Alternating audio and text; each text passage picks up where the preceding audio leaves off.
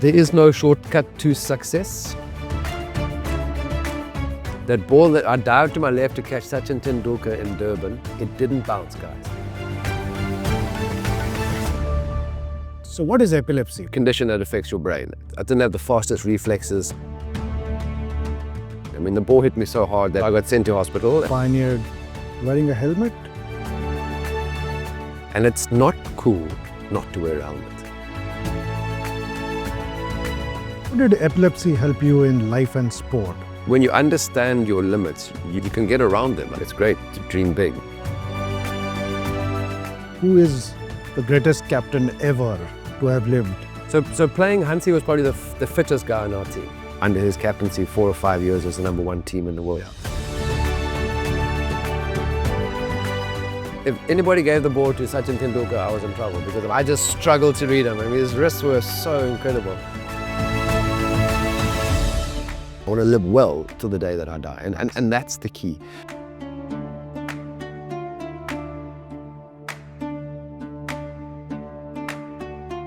India didn't become my second home because of cricket. It became one because of The people.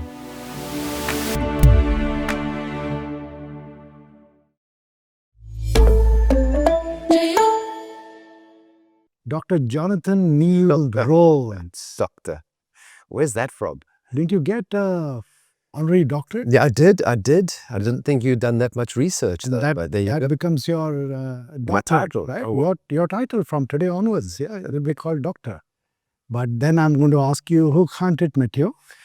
Impressive, very, very impressive. No, ek is baie goed, dankie. Yeah. And I'm impressed with your Afrikaans. Yeah. Don't you ask me anything in Hindi because I'm gonna be not even toda.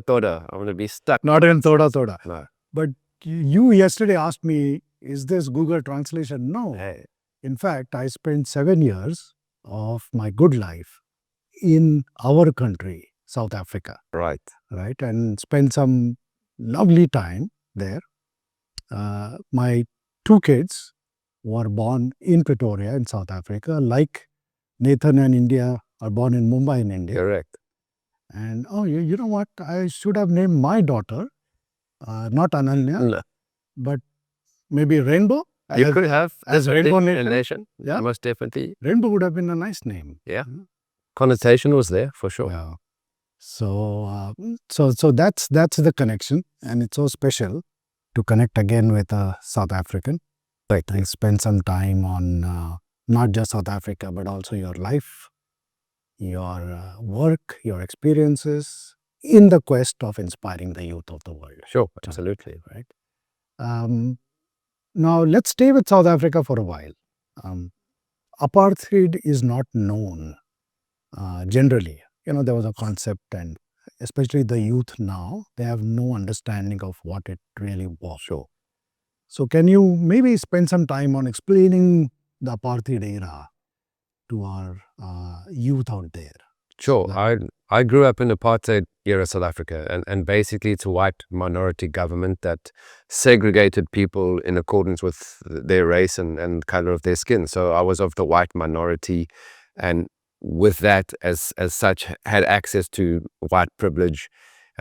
Throughout my schooling days, we lived in communities where there were only white kids in my neighborhood. At my school, there were only white kids, 600 boys at a boys' school, a junior school, and then 1,000 boys again at a high school, just white kids. I played all the different sports, and we only played against other schools with white kids. So the incredible thing about having lived in South Africa during that era, and government controlled everything. So the media, you never got to hear or see issues that were going on around South Africa. Or even outside of South No, so we were, and rightly so. There was political, economic and sporting sanctions imposed on South Africa to try and get the government to make changes. Every young white male that left school, either if they weren't going to university, they had to go straight into 2-year military service, or you could get your degree and then go and do your service as well. So there were many things that growing up in South Africa we were fortunate in many aspects, but we were really isolated in the southernmost tip of Africa. They taught a lot of resilience to the white people, just because you had no access to it. You had to build and make everything locally.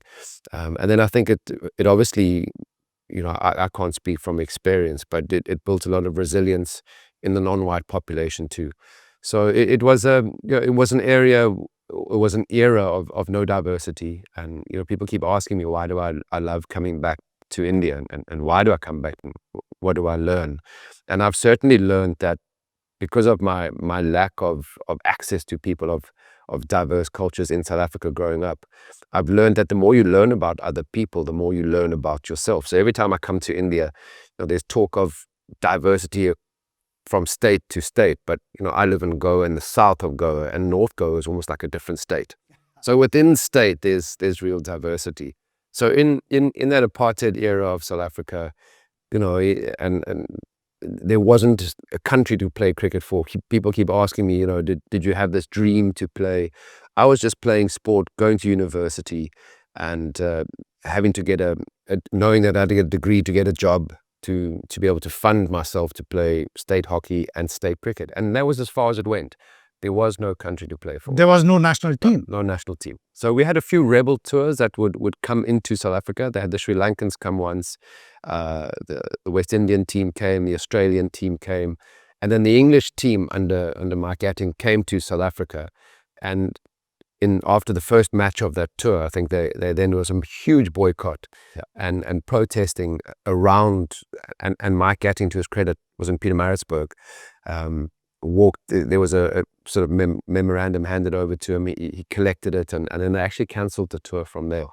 So Pietermaritzburg was my hometown. We infamous. We were a school and a university town, but also infamous for two things. One, it was where Gandhi got kicked off the white-only train, and I think kind of we got him on the path to political restoration of countries, not only in South Africa but in India too. And it's near the capture site of Madiba, Nelson Mandela. So two infamous incidents that kind of made my hometown, which was a small, Pietermaritzburg, a really small hometown, put it on the map, I suppose, in a way. This is near Durban. We're about an hour inland, depends who's driving. When I was driving in those days, because between Pietermaritzburg, state hockey, we would finish late in the evening, because everybody then, there was no international sports. Everybody was working. All my colleagues had jobs. I was at university. Roads were fairly empty, and you could make it in 45 minutes. But in a regular day, it's 90. There's in fact the Comrades ultramarathon that is run every year between Durban and Pietermaritzburg. So it's 89 or 90 kilometers. There's an uphill and a downhill, and every year they alternate the destinations and the start. So yeah, not too far away. You talk travel in India, you never talk kilometers, right? You always just talk time. People don't say it's 10 kilometers away. They'll say it doesn't mean it's an hour and 10 minutes away. So South Africa is slightly different. Did you do the marathon, the Comrades? Oh no, I'm way smarter than I look. I always thought, I must say, because of the lack of exposure to international events and things, that really was a big event in South Africa, the biggest ultramarathon, in fact, the only ultramarathon at that stage. So it was a big event. It was something that I thought about doing, but it was always advised that running marathons it's an older man's, kind of thing to do once you've slowed down. So I was never pressing or pushing or training for it, but the back of my mind, this was going to be something that will kind of separate, me from just being a decent sports person to someone who could handle a bit of pain on the road between Pietermaritzburg and Durban. Yeah, the history of marathon. So why is its named marathon? Yeah, so this one dude ran up to give a message to some king, and where he came from was a small town called Marathon. Right. And then he did, I think, 42 kilometers or 45 kilometers. He gave the message and he died. Okay. So in his memory, they said marathon was started. Okay. But the moral of the story is you run 42 kilometers. You die. And you die. Yeah, no, so can you imagine running 89? I wouldn't even get halfway. That is the moral of the story. Absolutely. And you mentioned Madiba, our own Nelson Mandela, Madiba, and What a man. What a man. And he happened after 29 years of imprisonment. Yes. And out comes this man and he says, all colors in South Africa will stay together happily as one family. And no revenge, no anger. What a man. And in fact, I got to meet him, by the way, in Johannesburg. Okay. And I met him. And this was a small event. He made a speech. I don't know what he talked about because I was just looking at him. That aura, Jonty, was just amazing. It was so captivating. I shook hands with him and then he went up and then he spoke. And just a man like him can walk on this planet Earth itself is such a rare sort of concept, And I'm sure you must have met him. Yeah, we were fortunate. We met him, I think, on 3 or 4 occasions, and generally around a cricket match, World Cup in South Africa, and he was when democracy happened in 1994. There was a lot of fear about retribution towards the minority white population. So many of the white professionals kind of left South Africa. They immigrated to Australia, to the UK. So there was a real sort of brain drain that they felt, and just his composure, the way that he embraced the Rainbow Nation, sort of, the whole ethos of that is that everybody has space in this place, and that was the one thing that was important. The second thing, though, that stood out was how important he focused on sports bringing communities together. So that was a real, and it wasn't just something that he said. It was real, leadership through communities, but trying to give people access, because that was the one thing that apartheid had done. It had not provided enough and sufficient infrastructure in the sort of the non-white community. So he was a firm believer that sport could play a massive role in bringing the country together. Yeah. And the movie on Springbok? Yeah. So I mean, he was there in 1995. Yeah. The Rugby World Cup was hosted in South Africa. It was the first time that the rugby team had been back. We'd only had a year. We were fortunate from a cricketing perspective in that Dr. Ali Bacher from United Cricket Board of South Africa, he had joined the white and the non-white cricketing bodies. So prior to democracy, we were the only sport in South Africa. I mean, I was a better hockey player. I really thought one day, now that we could see that times were changing, I'd play hockey for South Africa, but never thought about the cricket. So the rugby players only got to play from democracy in 1994. And winning that first World Cup in 1995. But rugby was seen for a long time as a white Afrikaner racist game. And Nelson Mandela, as he did with everything, just, realized he kind of had to break down stereotypes, and getting up onto the podium at the presentation was pretty incredible for the whole country. Now that movie and Morgan Freeman, the way he acted, my God. Yeah.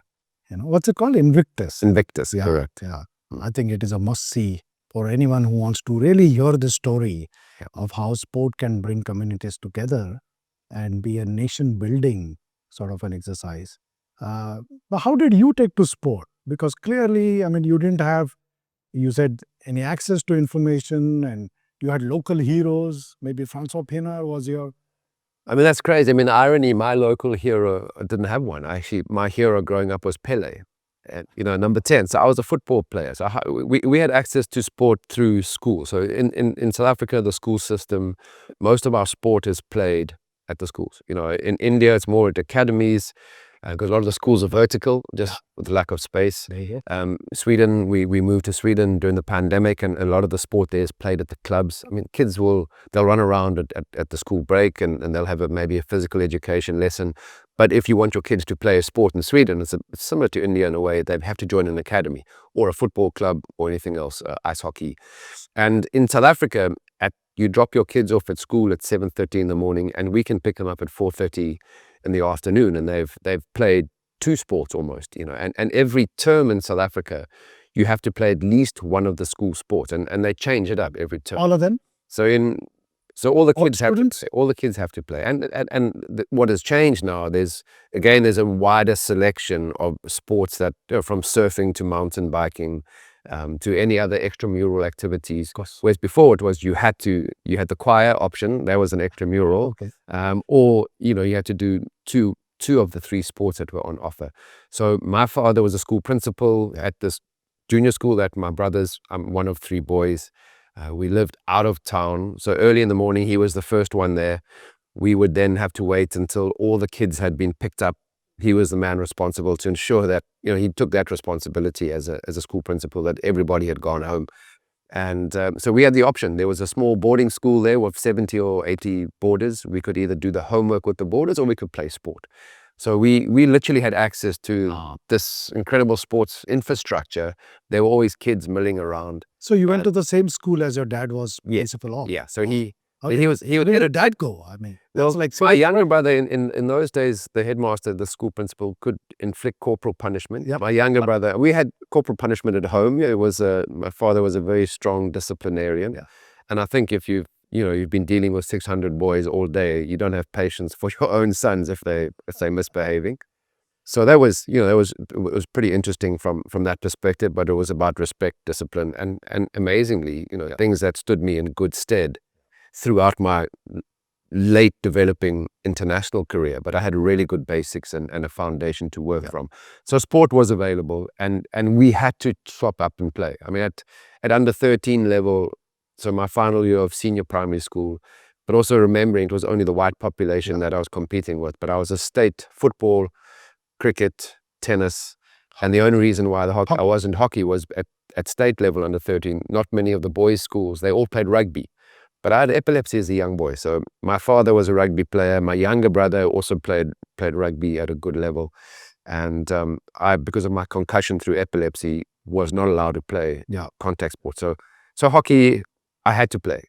And I mean, and that's the irony. I became this fielder without a fielding coach. But because of the sports that I played, they literally combined to make me a good fielder. So that is always the most ironic. Let's talk about epilepsy again. Sure. It's a word and very loosely understood as a condition, and you developed it at a very young age. So what is epilepsy? What happens to a young kid? Sure. I think it's the difficulty with epilepsy is that everyone is unique. I mean, it's a condition that affects your brain, and for some people, for me it was a mild form. They called it reflexive epilepsy. I had to get a bump on the head. So if I collided, and as kids running around playing the different sports, my parents weren't sure why I was getting concussed all the time. So age 7 or 8, so this is late 70s. So that happened when you would bump? Yeah, so we were literally playing, say, schools, soccer games, but there were kids all over with 600 boys in the play area. You needed more awareness than ABW is 360. Yeah. So we spread it out. I mean, different age groups had different areas, but it was always, and kids were always very active. Or I'd fall off a swing doing crazy things out of a tree. And my parents were just concerned that why was this happening so frequently? So eventually diagnosed with reflexive epilepsy. And the amazing thing is that, so many kids who are diagnosed, and my parents didn't make a big issue out of it. They didn't go, okay, so you have epilepsy, let's wrap you in cotton wool, we'll make sure that you don't go out and do things, and just be careful. And they just, and I think that's too often in life, we focus on our areas of weakness as opposed to understanding what you can't do and say, okay, so we know you can't do that, you can't play rugby, you can't put your head in places that shouldn't be, so but what else can you do? And let's focus on those areas.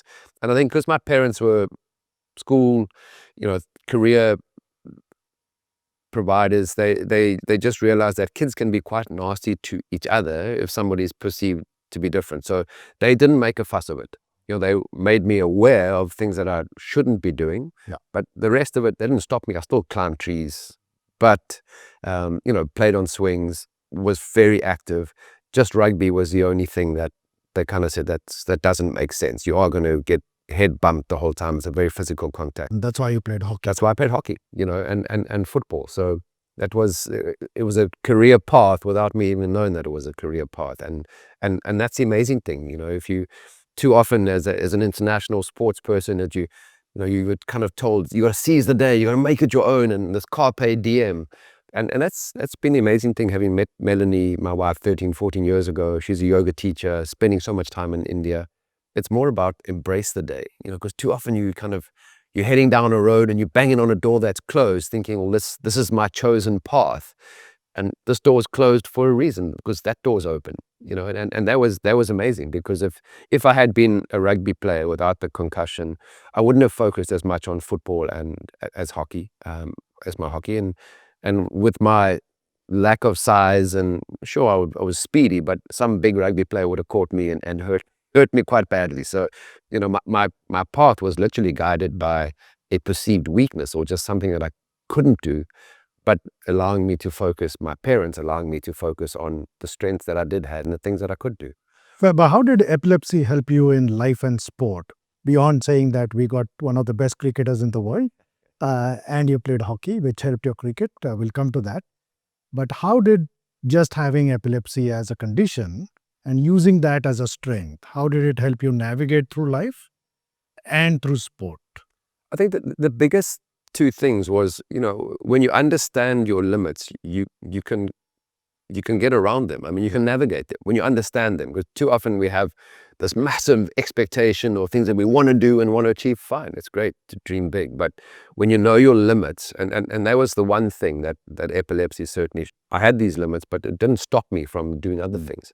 And and maybe it was a guiding tool saying that's not the path to go. And then the second thing was, it was beyond my control. And there was no medicine I could take to stop it. The doctor said eventually you're probably going to outgrow it. And the last time I was concussed, the last two occasions, one was a state game. Alan Donald hit me in the head with a helmet. Most people, with or without epilepsy, yeah, it's going to hurt anyway. Get concussion. So I got sent to hospital, and in the test match in the Oval in 1994 against England, Devon Malcolm, Yes. he hit me on the side of the head. I mean, the ball hit me so hard that it went back past mid-on. Oh. So I was batting with Kepler Wessels, and he was calling me through for a double. He was saying, "Come on, run two, Jonty, there's two." And I was just collapsed at the crease. Oh. So, and again, the helmets then weren't that great. We kind of had the perspex. Yeah. We didn't have a full visor. So equipment-wise, it wasn't excellent, and also because of the condition that I had. So that control the controllables. I mean, I had no control over the fact that I had this condition. Ah. It's not a disease. No one was going to catch it. My teammates knew about it, but just from an awareness point of view. So if they saw me knock out, get concussed, not to panic. Yeah. It happens. But did it help you technically in terms of just sort of saying, okay, this is how I will operate now, and then it helped you? No, not technically. I think more on the mental and the understanding that one, follow my strengths. Secondly, it's don't focus on things that you can't control. I have epilepsy, so don't try and work on that. Yeah. It's then beyond my control. Now you're a star, you're a celebrity, you're a role model. What are you doing then for other epilepsy sort of people who have epilepsy, and especially kids? Sure, and I was actually in the 1992 Cricket World Cup, because my parents didn't make a big deal out of the epilepsy. It wasn't like they were trying to hide it. They never brought it up. And plus, before the 92 World Cup, I was not even going to be, when I was selected for the South African team, most South Africans were going, who's this kid? No one had really knew I was 22 years old. I'd been playing state cricket for 3 years. I hadn't really excelled. But Kepler Wessels had played for Australia, and the cricket grounds in those days were 75 to 80 meters at least big. Because in Australia, most of the stadiums were multi-purpose. Oh, yeah. And, they played that Aussie rules football on it, so really big stadiums.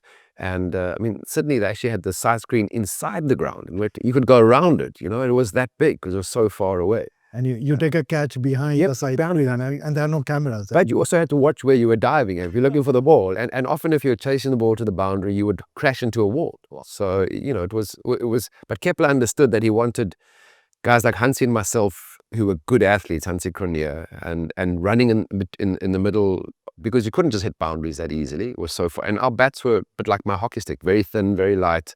And then he wanted speed in the outfield to cover the distance.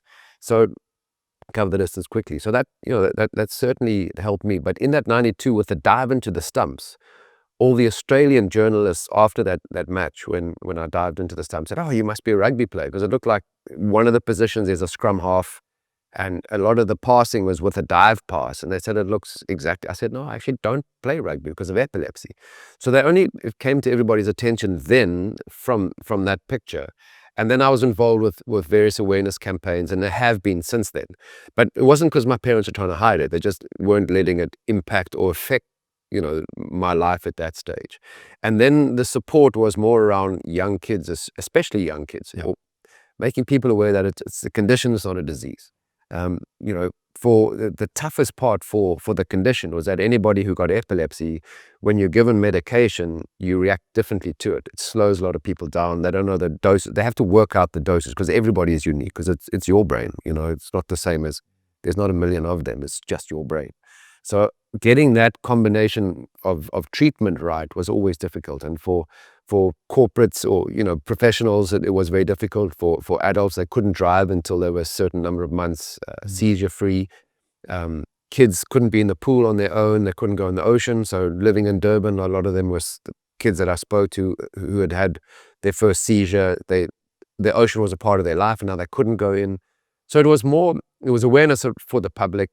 It was also then support and just saying to the people who had been diagnosed with epilepsy that, hey, look at my existence, look at my career. With anything is possible. So you go around. I still, it's more around sort of the epilepsy awareness days, just doing that, and then it's not a big part of my existence. It was interesting because in South Africa, when I became very popular from that World Cup in 1992, there were many requests to do, school appearances and, for charities, and it was difficult to do all of them. So I just, so because my parents were both teachers, I would go to their school, because if you go to one school, then there's 50 others that you can't say no to. And then also with regards to the charities, I mean, many deserving causes, many people doing great job with very little funding. But I just said again, I'll go to the epilepsy. I will help the South African National Epilepsy League, because that is something that has afflicted me, and I know what there is a league. Through. Yeah, in globally. I mean, there's the epilepsy awareness has certainly grown, and especially from my days as a school kid. I mean, then they now have real programs in place. And a lot of it is around just the awareness, and because there's, and in a lot of the cultures, especially in rural areas, it's almost seen as witchcraft, and people are scared of what's going on because someone's been possessed. Yeah. So a lot of it is the awareness campaign for people who've recently been diagnosed, and then secondly, just the encouragement and the support. And also the traditional sort of remedies are not working. You should see some of our Indian traditional remedies. They're horrific. Yeah, no, I do know that. Yeah. And then, of course, now you're living in India and working in India. So what are you busy with these days? I mean, what do you do now? You do a lot. Well, it's interesting. I mean, I've just had my bloods and screenings done with a longevity doctor, Dr. Marcus Rani. And a week ago, I did all the bloods and everything from bone and muscle structure to gut health and heart, the left and the right muscles, all the structure within the blood flow to my brain. Excellent. Now you're coming back. So play. No, he just cleared you. Come on. No, he didn't. He gave me a clean bill of health, but he didn't wind back the clock enough. So he kind of say my average age is 51, not 57, but in some areas, I'm really strong. Like my muscle and bone health is that of someone in their late 30s, early 40s. My testosterone is really good. So certain levels are good. My cardio, I could probably work a little bit more on my cardio, because I pretty much stopped running. I had my first game of paddle the other day in Mumbai at courtside, and I tell you what, I was dripping in sweat for one, but my legs were numb afterwards. They felt so heavy, and I was short of breath, and everyone think, it's just fun hitting a ball around. It's actually, it's really hard work, because I haven't done much cardio work there. But I think, so living in India, we actually live in Goa from October to March. Yeah. So the whole family comes across, kids go to school in Goa, in a small international school. And then after March, we head back to Cape Town. So we do winter in Goa and winter in South Africa. Nice. And the winter in South Africa is because we're a surfing family. So I've worked with the Surf Federation of India for the last 13 years. The reason I got involved, I'm not a great surfer, but obviously at that stage, 13 years ago, there was every surf contest that we had, we would encourage journalists to come down. I would hold the press conference. We would get one question about surfing and 10 questions about IPL, Indian cricket, South Africa. But it got the journalists there. So, what is Jonty doing in Mulki and Mangalore and Mahabalipuram? Why is he in all these strange little fishing villages? And the work that we've done is again around the communities, because a lot of the surfing kids were, the only other option was to sort of follow their father, who was going to be a fisherman. So at age 14, school wasn't that important. So these kids were almost getting taken out of the schools and taken out to work. And through the Surf Federation, we've grown. We would certify these young kids to become instructors. We would give them free access to boards, free access to teaching and coaching, as long as they helped us clean up the beach. Wow. So the biggest issue, though, is everything comes from upriver, so river health is very important in India, because it gets down to the beach, and India has this incredible over 5,000 kilometers of coastline. Yeah. And as somebody who loves to surf, we're always looking for spots that have no people. And obviously India has got capacity for that, because there's not a lot of surfers in India. And so I've worked at the Surf Federation for the last 13 years and went to Goa, to Uganda specifically, because a friend of mine from Mahabalipuram, he's actually got a surf school that does 6 months in Goa and 6 months in Mahabs. So had only been to Goa in the north before for certain events, and didn't realize how really beautiful and rustic down south is. So I pretty much, with my IPL coaching, my work in India had been April, May, June, or March, end of March, April, May was the IPL. So spending 8 to 9 weeks with an IPL franchise, done 15 out of 18 of those. And then now a lot of the IPL teams have teams and franchises in other parts of the world. So the SAT20 is a side. So then I was suddenly doing January and February in South Africa, and then coming back at the end of February for 2 or 3 weeks with the family. And then they would come back, or they would leave. So I wouldn't see them for 4 months almost. So then it was a call, and I had been doing a lot of corporate talks and more around motivation. So come in, and that's been interesting, because that's been a big part of my journey. My wife Melanie, she's an architect and a qualified yoga teacher. And from her perspective, her father is a doctor, so she's always been exposed to pharmaceuticals and medicine. And she and her father, I'll put it bluntly, have a lot of discussion. That's polite. A lot of heated discussion around the dinner table. That's your entertainment, or you? Not at all. I get involved. I do get involved, because my wife, she needs backing up from a doctor father. And, so our whole environment has been about our lifestyle. And it's important, because Melanie, as the architect, understands that, and as a yogi, that everything is connected. So you can eat well or you can train well, but if other aspects of your lifestyle are not in sync with that, it's not going to make sure you can get through the year, but it's having a strong foundation without the walls and the roof, no good. Or a great roof and walls, but no foundation, is going to crumble later. So my exposure to her has changed my whole focus on a corporate perspective, where initially I was there, my job was to motivate and inspire the people to work harder. And I kept sort of meeting with management and saying to them, I'm looking at your people here. They work hard anyway. If I talk to any of the employees, it's almost 24/7, 7 days a week. So how do I motivate them? And if I do inspire them, within a month, these people are going to collapse. You're going to have to then start again and then bring more people on. Retention is not going to be possible. Absenteeism is going to be a real thing. And because also lifestyle, and this is now 3 years before the pandemic that I was doing quite a few corporate talks in India. And interestingly, when I resigned 2017 from Mumbai Indians as the coach, we'd just won our second trophy in 2015, 2017, 2 and 3 years.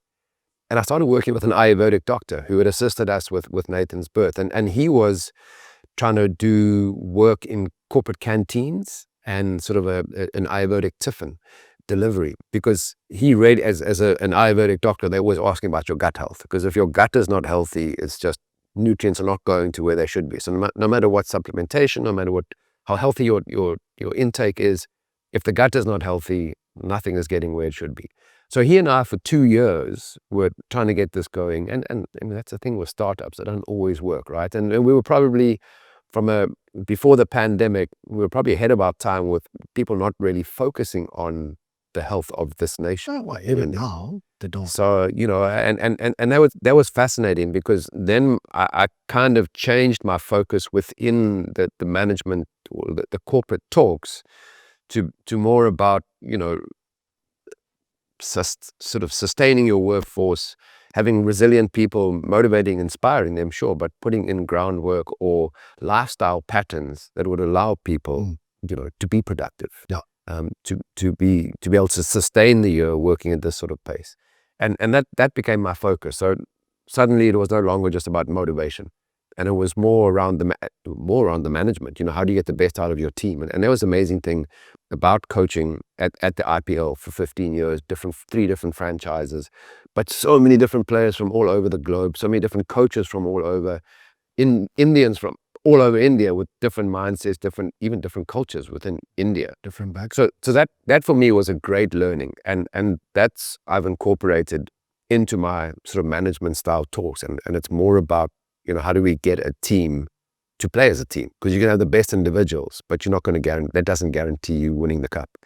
And, you know, how do you get players to play to the best of their ability? And that's been a big part of my focus. So in that, we have a Life by Jonty app where we go to corporates and we talk about wellness. But the big thing for me is that I've seen people, and you don't have time. It's not about a gym program. It's not a yoga class. It's more about small things that you can change on a daily basis. So for an example, if I go to the airport, I have a rule. In Goa, there's 42 steps that get you from the ground floor when you check in to the top floor. This is now the South Dabalam airport. And I count them, because every time I go to an airport, I don't take an escalator or a lift. So no matter how, I always walk. I also don't like to I always take a backpack, because then it's an extra 7 or 8 kgs that I walk like with a loaded vest almost. And if I've got a trolley bag, I'll carry it while I'm walking. So it's extra weight. When we sent back you to Johannesburg via Dubai, you did. I do that. Really? Yeah. So as soon as I jump off the airplane, because you've been sitting for, you know, 8 hours or 9 hours, the first thing I do is I climb up the stairs. That's the escalator's full of people, and they're not moving anywhere. But walk-wise, it's a rule for me. So, you know, and it's small things that you can do.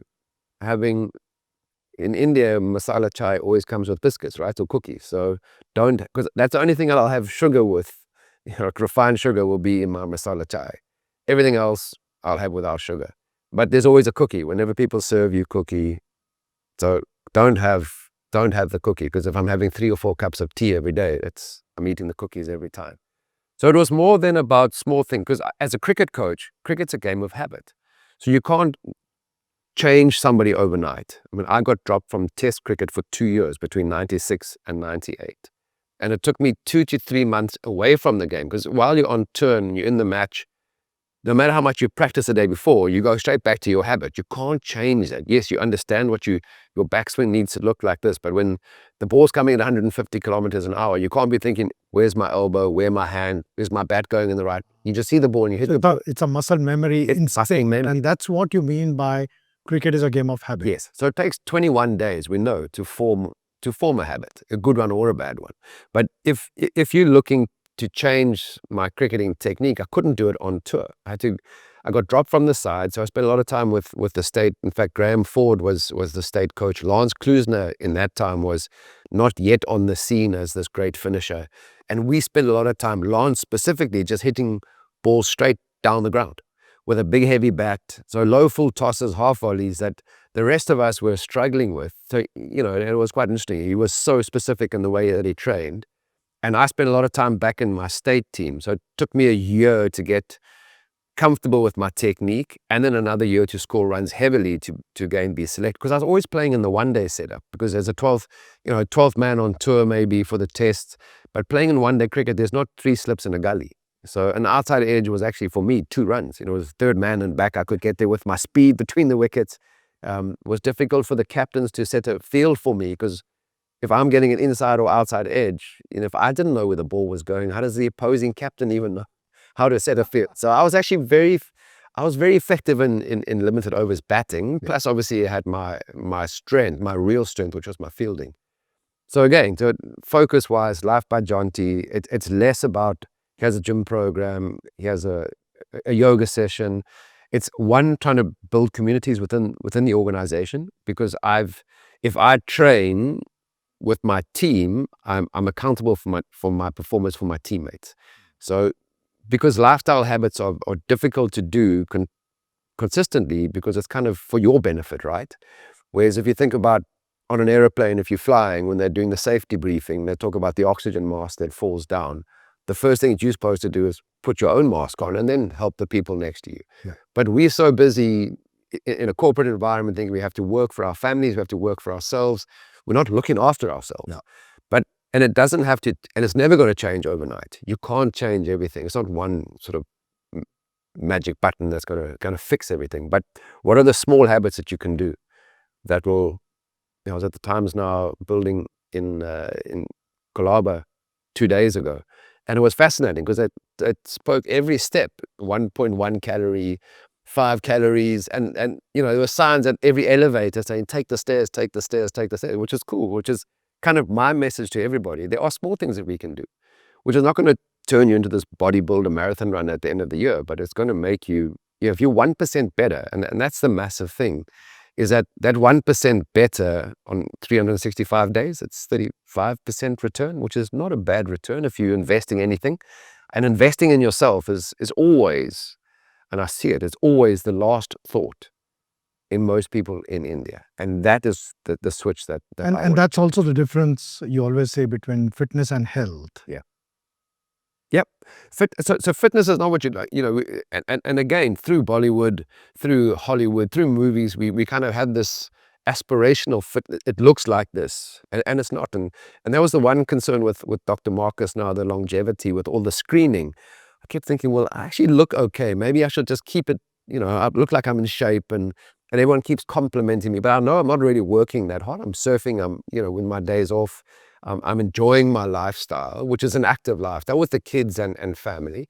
But maybe I don't really want to know what's going on, because that is the key. What is your system functioning like? So too often and again, you think, well, I can never achieve that because that's going to need me in the gym 2 hours a day. So what's the point of getting started? I'm not going to build weights, for women that don't want to look like that, they don't want to be muscular. And we just make too many excuses, because that isn't fitness. Fitness is about wellness, and wellness is so many different aspects, and generally it's about your lifestyle. Yeah.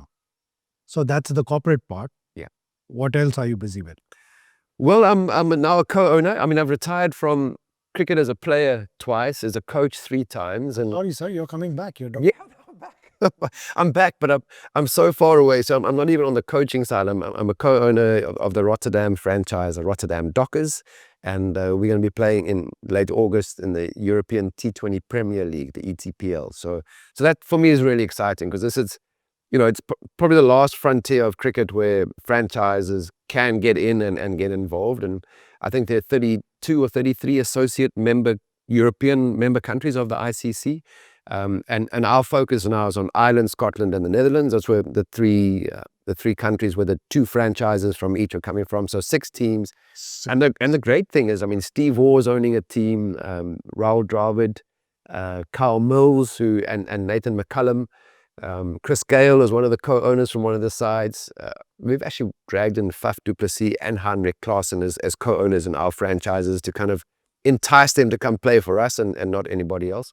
So that for me is a level that I've never gone to. I've worked as a cricket player, as a coach. When I retired from cricket, I worked for a bank. I trained as a business banker at Standard Bank in South Africa. We sponsored, in fact, we launched Pro 20 cricket. Yes. And the reason South Africa hosted that inaugural World Cup in 2007, the T20 World Cup, where Dhoni came with that young side and they beat Pakistan in the final, was because we had a strong domestic T20 structure. The irony is that India didn't even want to play T20 cricket at that stage. And then having won the World Cup, it was, okay, we're back in it. This is our game, and look how it's grown. incredible. So it was a really interesting time for me. So I've kind of worn different caps, but never gone to a cricket tournament as a co-owner. So that's something I'm looking forward to. I'll just have to remind myself to stay in my co-owner lane, because player, coach, sponsor, you kind of want to get involved with everything. So now it's going to be, okay, Jonty, That's going to be tough. what can I do for the players to make sure that they can just get on and do what they're good at? You're too passionate about that game. You can I've seen. Yeah, you can see I'm in trouble. I have seen your team is in trouble. They're gonna cancel my visa and ban me from getting to Europe. So Yeah. So international players are going to play here. Yeah. You have a window in the ICC schedule. Yeah. Wow. so the one it will be soon after the 100, and because that window period it kind of overlaps throughout the year. Yeah. Players then start choosing, and I think it's closer to the CPL, the Caribbean Premier League. So Okay. players will have to choose between European T20 Premier League or playing in the Caribbean. But we ICC sanctioned, so there's an NOC from the ICC, so players can quite happily come and not be impacted at. Will there be an auction level. like IPL? So we actually we're doing the draft system, and because your squad, it's only a 4-week tournament, and the squad is probably going to be 15 players, because you also have access to players that have just come out of the UK with the 100. So you can, but you have to have, again, there'll be 4 international players on the field, 2 associate member countries maximum. So the UAE, US, Oman, Nepal. So, and then 5 local players, but the local don't have to be from the Netherlands. So even though we're Rotterdam and Netherlands based, the 5 locals can be from Ireland, Scotland, or Netherlands. Oh. So we've pre-signed already 10 out of the 15 or 16 that we'll probably have in our squad, and the draft is only for the 3 countries players. So the Netherlands, the Ireland, Nice. and Scotland. Very interesting. So that's coming up in about 6 weeks' time, the draft. And we'll be able to see that on TV here. Well, I hope so, because I think I'll be here. I'm not going to be choosing the team and trying to put the paddle up. I'll let the guys and the data analyst, obviously the most important person to have at an auction these days. Yeah, absolutely. Yeah, it'll be televised for sure. Nice. We're based in Goa because it's a small village. The ocean's clean. The beach is clean. My mate is there. My surfboard friend, my surfing friend is there with his family, and I can then travel backwards and forwards from Goa. And Melanie loves it. I mean, there's sound healing. There's so many different things. And she was always seen in South Africa 30 years ago as this hippie woman, as opposed. So she's always connected to India because it's very authentic. There's such wisdom here in the earth, in people, in teachers and gurus that she's found. She resonates with India way more than with South Africa, but we are an outdoor family. We either in the ocean or we walking in a mountain if we can, because she really believes the energy of the ocean in the mountains. Without shoes, like most South Africans? My kids, Nathan doesn't wear shoes. He's 9. He doesn't wear shoes for 5 months. We walk to the beach, so we'll be in chappals, but he'll be barefoot every day. We even went last year to Sri Lanka for a holiday. He traveled through the airport. He said he'd lost his chappals. The puppies at school had taken them. So India had a spare pair, which he put on reluctantly. And by the time we'd flown via Chennai to Colombo, he had lost one already. So we just discarded the other one. He doesn't like to wear shoes. My son used to not wear footwear in South Africa, like most other kids would. When we came back to India, he wanted to continue. And we said, no, son, not here. Yeah, so Goa is conducive. Yeah, Goa is very conducive. It's So have you rented a bike already in Rotterdam or not? I still remember, Jonty, Mumbai Indians, we come out of Trident, and then the team bus, and then the players get in, and the coaches get in. Yeah. And where are you? Yes. You were wearing a helmet. Waiting for the helmet. Wearing the helmet on your bike, going there to Wankhede. Yeah. So... yeah, I actually learned to ride a motorbike in Mumbai during... Really? Yeah, during my first time with Mumbai Indians was year 2 of the IPL, but that was in South Africa, 2009. We hosted in South Africa. So I came back 2010. There was no 3G, so no maps available. So I had to learn to ride and try and find my way. And also I didn't want to ride at near Wankhede or near Nariman Point because way too conspicuous. So I had this guy who took me literally into sort of the almost Kalaba area because he had a bike shop there. Yeah. And he taught me how to ride there. But to find my way around those lanes, I was getting lost and trying to remember where I was and change. So I'm not going to ride in Rotterdam for the first week just because they drive like the US, right? So at least India, South Africa, UK, we sit on the same side. So in Rotterdam, I'll be looking like cars are going to come from here. So I'm definitely staying away. But helmet reminds me, Jonty, I want you to give a special message. Look into the camera and tell our youth, please wear a helmet. We don't. So please do that. You are a role model. Please look into the camera and tell them that it's important to wear a helmet. Go for it. I just want to say to anybody that's riding on two wheels, whether it is a motorbike or scooter, you can say you're a good rider, but you don't have a second chance, because the vehicle that hits you could be in the wrong, but you're always going to come off second best. So it's not about being cool, it's about being here for yourself. It's about keeping yourself safe for your family, future generations, and it's just about putting on a helmet. I mean, there's nothing, it's there for a reason, and it's not cool not to wear a helmet. Thank you, sir. No problem. So, Jonty, let's come to your cricket now. So first is from hockey as a state player to cricket. What did you have to unlearn?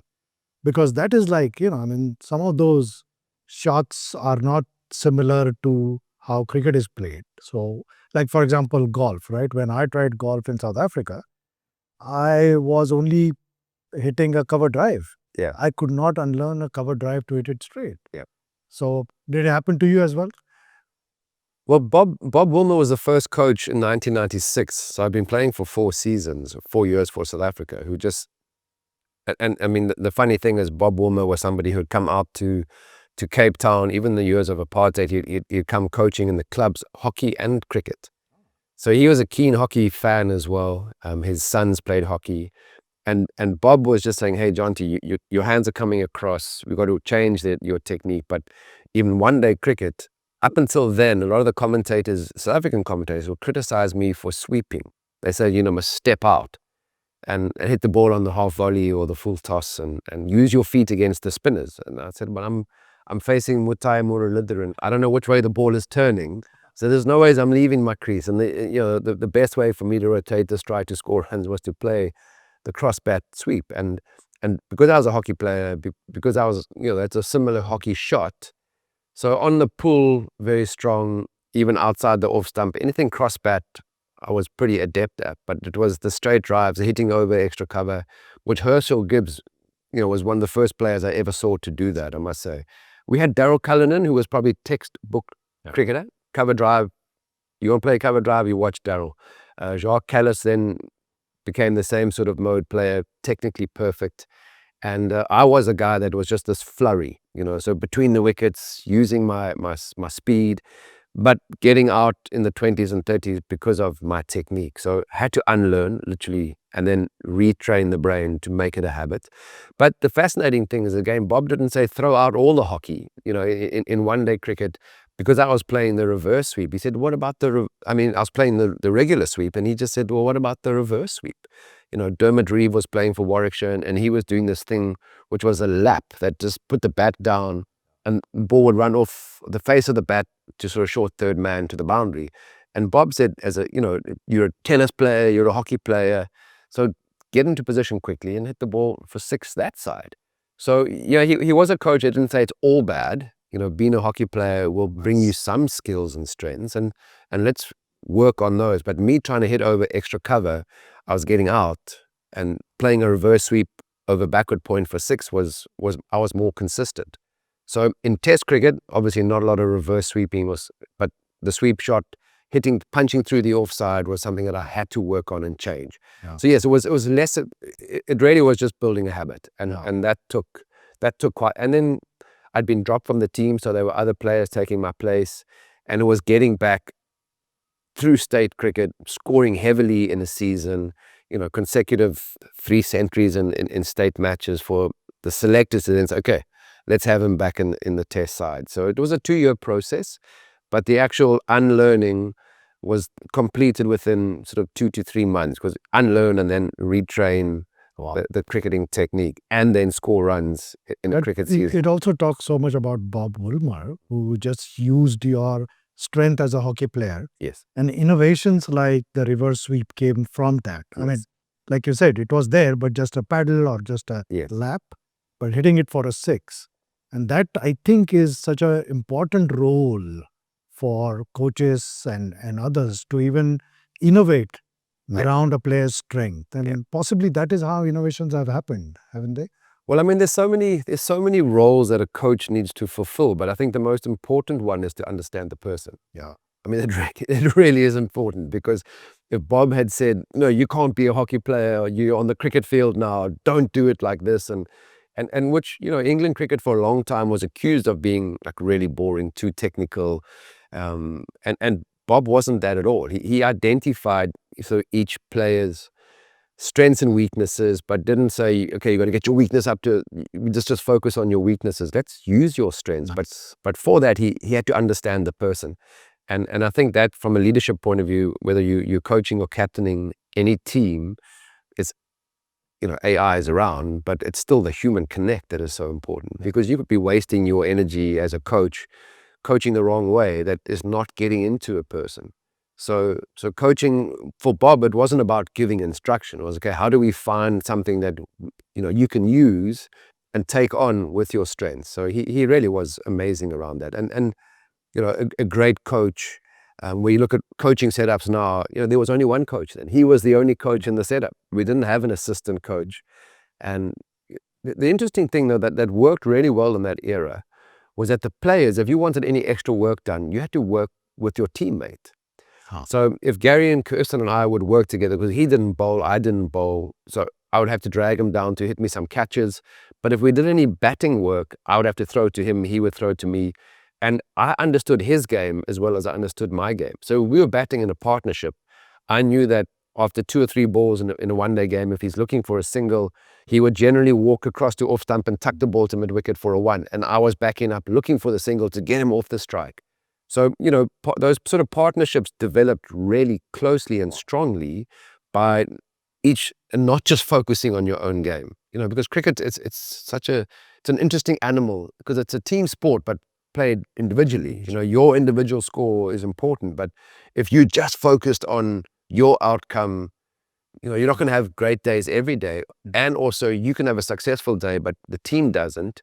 You have to be, you have to be connected to the people in that team. And that was something that the lack of coaches made us work together as batting unit, as bowling unit, as fielding units. Amazing. In the 90s. And what innovations now? I mean, the scoop shot. I mean, I don't even understand how these guys hit it, and for a 6 like that, when the ball is coming at 150 Ks, it's just amazing. But in terms of a format, we saw Test cricket, we have one days now and T20s and the hundreds, so on and so forth. But what is going to happen to ODIs? I mean, are you a believer of saying that, okay, all sports should move to franchise and World Cup and enough of bilaterals? Because most sports are played like that. Sure. Right? I just think because I still remember when we launched the Pro 20 in South Africa, everyone said, oh, Test cricket's in trouble because it's now, we also coined the term sportainment. So it was about bringing the younger families down, young kids to the game, because there was, people dancing on stages, there was fireworks going up, there was music, and it was totally different to what they were accustomed to. And the crowds went from 3,000 or 4,000 at a state game to 15,000 to 20,000, and it was generally families that were coming down. So there was a water slide and prize, and it was more. So literally, it was more action off the field than on the field. The cricket on the field was entertaining, but it was, keeping the fans engaged, and that was a big part of it. So when people said to me, "Oh, Test cricket's in trouble," I said, from a player's perspective, I want to play Test cricket because that's a true reflection of my cricketing ability. It's called Test cricket for a reason. It's a real test. So, and it was always a case of, is there enough space for 50 over cricket? So I think a key for me is that if there's too much white ball cricket, T20 is definitely going to stay on because people love that. And it's it's an exciting format of the game. It brings a different audience down to the game. And 50 over cricket, if they keep it 4 World Cups, then I think the long bilateral series are going to be in trouble. But Test cricket is something that Test players want to play. I mean, they really do. And you see some of the series that, obviously, when you have the Ashes, that's incredible, the crowds that turn up. So it's not like Tests are dying off everywhere. No, there are some places where there's not a big crowd, but traditionally in South Africa even, there hasn't been big crowds at any of the Test venues. We do have England coming to South Africa, which Barmy Army fills up Yeah. 2/3 of the ground. So suddenly we're selling Test cricket tickets again, but it's only because we're playing against England. So I think from a format, 50 over cricket ODIs is the only one that's really under threat when it comes to how much cricket is being played and where do we start reducing, especially the toll on the players. It's all very well saying, well, you can have a T20 team, you can have a 50 over team, or you can have a Test team. It's just, are you overdoing it from a spectator and then from an anticipation point of view? What are people looking forward to? Is there too much of the game and not just about the recovery and time away from the game for players? By the way, I was at Lord's when South Africa won the Test Championship. And if you think the English Army, you should have seen Lord's. Okay, 3/4 of the stadium was full of South Africans and singing, dancing, and we won. This was just fascinating. Yeah, that's pretty amazing, and especially with South Africa's history in ICC events, especially when it comes to the finals or the knockout stages. So incredible to get the World Test Championship.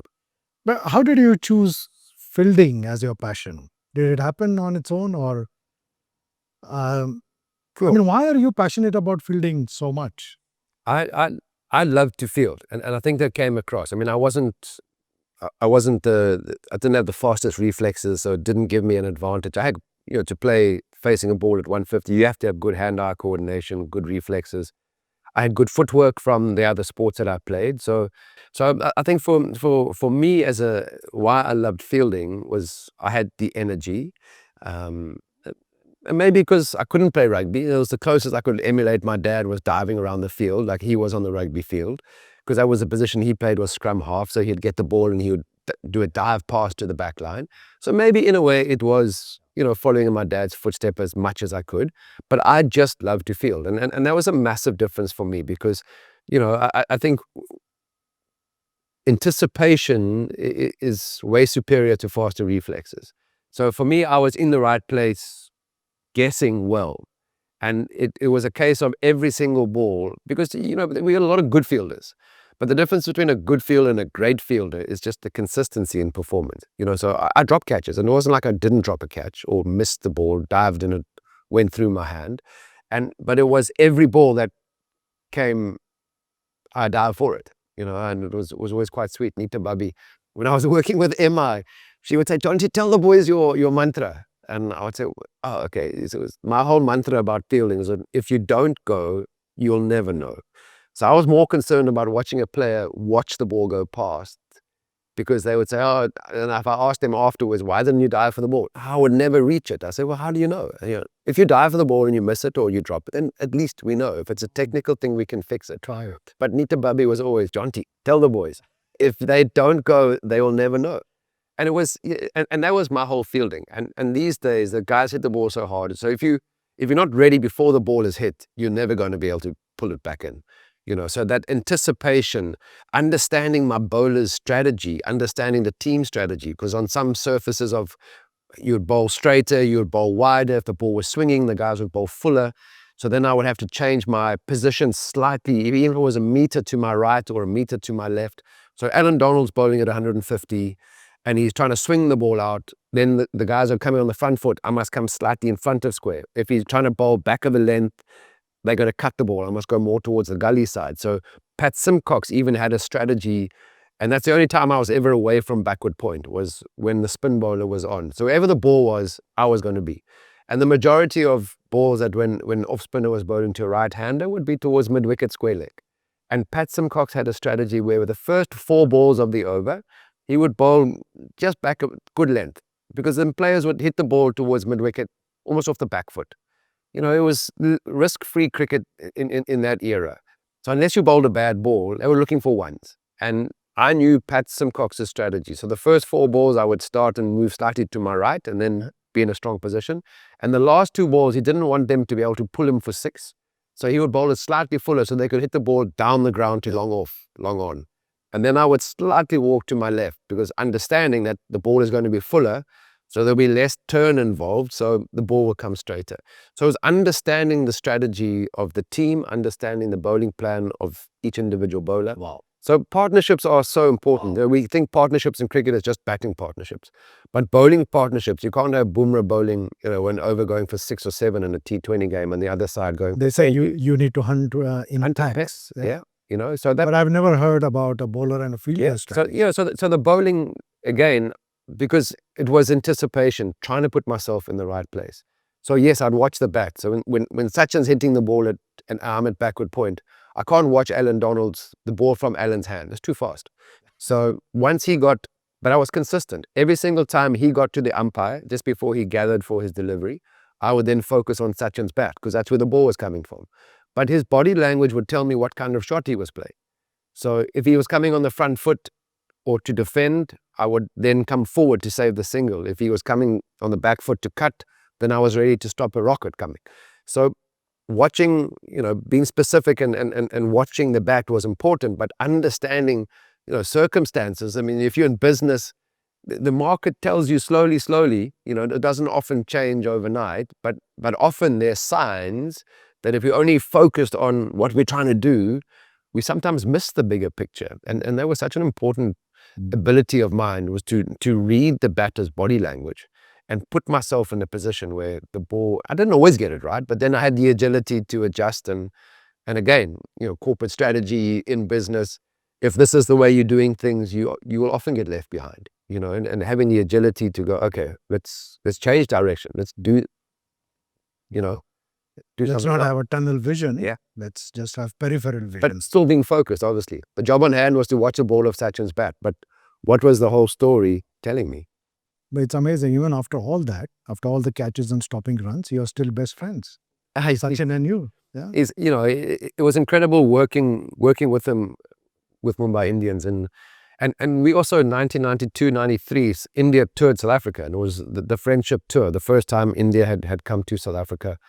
And Sachin was still at a young age, myself at a young age, so a lot of popularity within our two countries. So we were kind of used, even though they were more senior players, we were often used as a marketing, grow the game, the whole culture, India, South Africa, and then just working with him with MI for so many seasons, and towards the end of his international or his career, somebody who had achieved so much, just how specific he was. Because that was the amazing thing about me, was that people say, oh, you must have practiced hard at your fielding. I said, no, I didn't practice hard, but I practiced specifically. My father taught me at a young age, just saying that practice makes perfect is half the story. It's perfect practice. Oh. So practice, rather give me 10, because it's a game of habit. So you work hard for 40 minutes, practicing. The last 20 minutes you get tired. The last 10 minutes you get tired. You start taking shortcuts, because the body is clever. The brain tells the body, aram say, slow down. And that's what you take from your preparation, is those last 10 minutes. And my father was just saying, he would rather see me practice for 10 minutes and then leave. So again, with me, the IPL's played at the hottest time of the year in India. Yeah. The guys practice for 2.5, 3 hours. So if I had to then make them practice for 40 minutes of fielding, they wouldn't be available for the game the next day. So it was more about, okay, so technically I'm looking at this, it's right, let's move on. As opposed to just because I've got to justify my salary, my work, I need to have the team running around for 40 minutes. It was perfect practice. And for Sachin, it was so specific, depending on the conditions that we were playing on, whether it was Vankede with the orange, the red soil had more bounce and pace, or was it a black soil wicket? Who were the bowlers he's going to be facing? At his training sessions were never the same. His batting preparation, it was always totally dependent on conditions that he was facing in the next day. And for somebody at that level already, who had achieved such greatness, to be that specific and that focused on his preparation, I had such respect for him. And then just his patience with people. So many of the Indian players just keep walking, because once you stop in India to one selfie, in those days still an autograph, that's it, your history. You can't move. You almost have to get security to drag you out, because 1 becomes 10, becomes 50, becomes 100, like that, in the blink of an eye. Absolutely. And he had absolute patience. The left hand would go for ages signing autographs.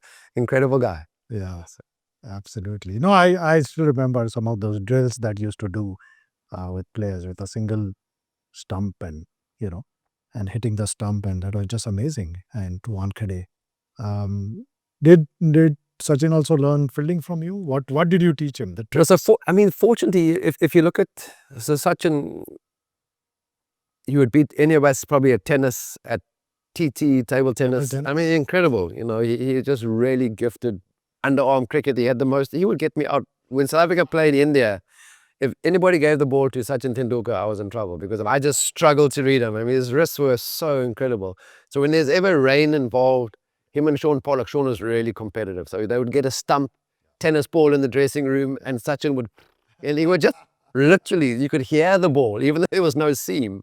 There was the one thing about Murli when he bowled, the ball would come out of his hand and you could hear it coming down, like the ball turning, such revolution on the ball. And Sachin would get the same even with the tennis ball. I mean, the dressing room was incredible. So, that having that guy in the setup, but just seeing how he respected the game, despite the incredible success that he had, he still respected everything about the game, which it tells me a lot about something. Absolutely. And all of you are champions, Jonty, you, Sachin, and all the greats. And champions are different. You have 11 players in soccer or in cricket now, and all 11 players are great players, but champions are only a few. So in your both sporting as well as now corporate sort of work, what makes champions different? Sure. Give me. It's interesting because at this level that I've been coaching, and it's always fascinating because if I go work at an academy, it's a totally different mindset approach. But you've got at this level of expertise that the difference between winning and losing, between success and failure is minute. I mean, it really is. It's often just that 1%, and there's such talent in every team that you look back at a game and you think, how did we lose the game to these guys, or how did we win against, how do we get this player out there? They're playing so well. So there's a couple of issues, a couple of things that champions do. I think that if champions individuals and champion teams as well. One is they're champions before they lift the trophy. They don't have to be, it's the things that you don't see. It's that preparation of Sachin Tendulkar. The champion that he is, no one sees that at the nets. His preparation is the one thing. So he was totally focused on not arriving at the game, okay, with my ability, I'll take on anybody. It was, I know who's coming tomorrow. I know the surface I'm playing on. These are the areas that they're going to try and expose. And if he was facing Dale Steyn, the day before, I was serving a tennis ball that would come past him here because he wanted to practice dropping his hands, because Dale could only bowl one short ball and over. And Sachin said, my natural reaction is to put my hands in the way. So if I can train myself to get the hands down, Dale's got his one chance. And the rest of the balls, I can use the pace. So specific. So the champion player is that consistency in the behind-the-scene preparation. And it's there every time. It's not just because, okay, tomorrow I'm playing Dale Steyn. Like I said, Sachin respected every aspect of the game. No matter who he played against, he was prepared for that team and that opposition, the individual bowlers. So consistency. It wasn't, okay, now it's the World Cup final, so now I've got to prepare hard.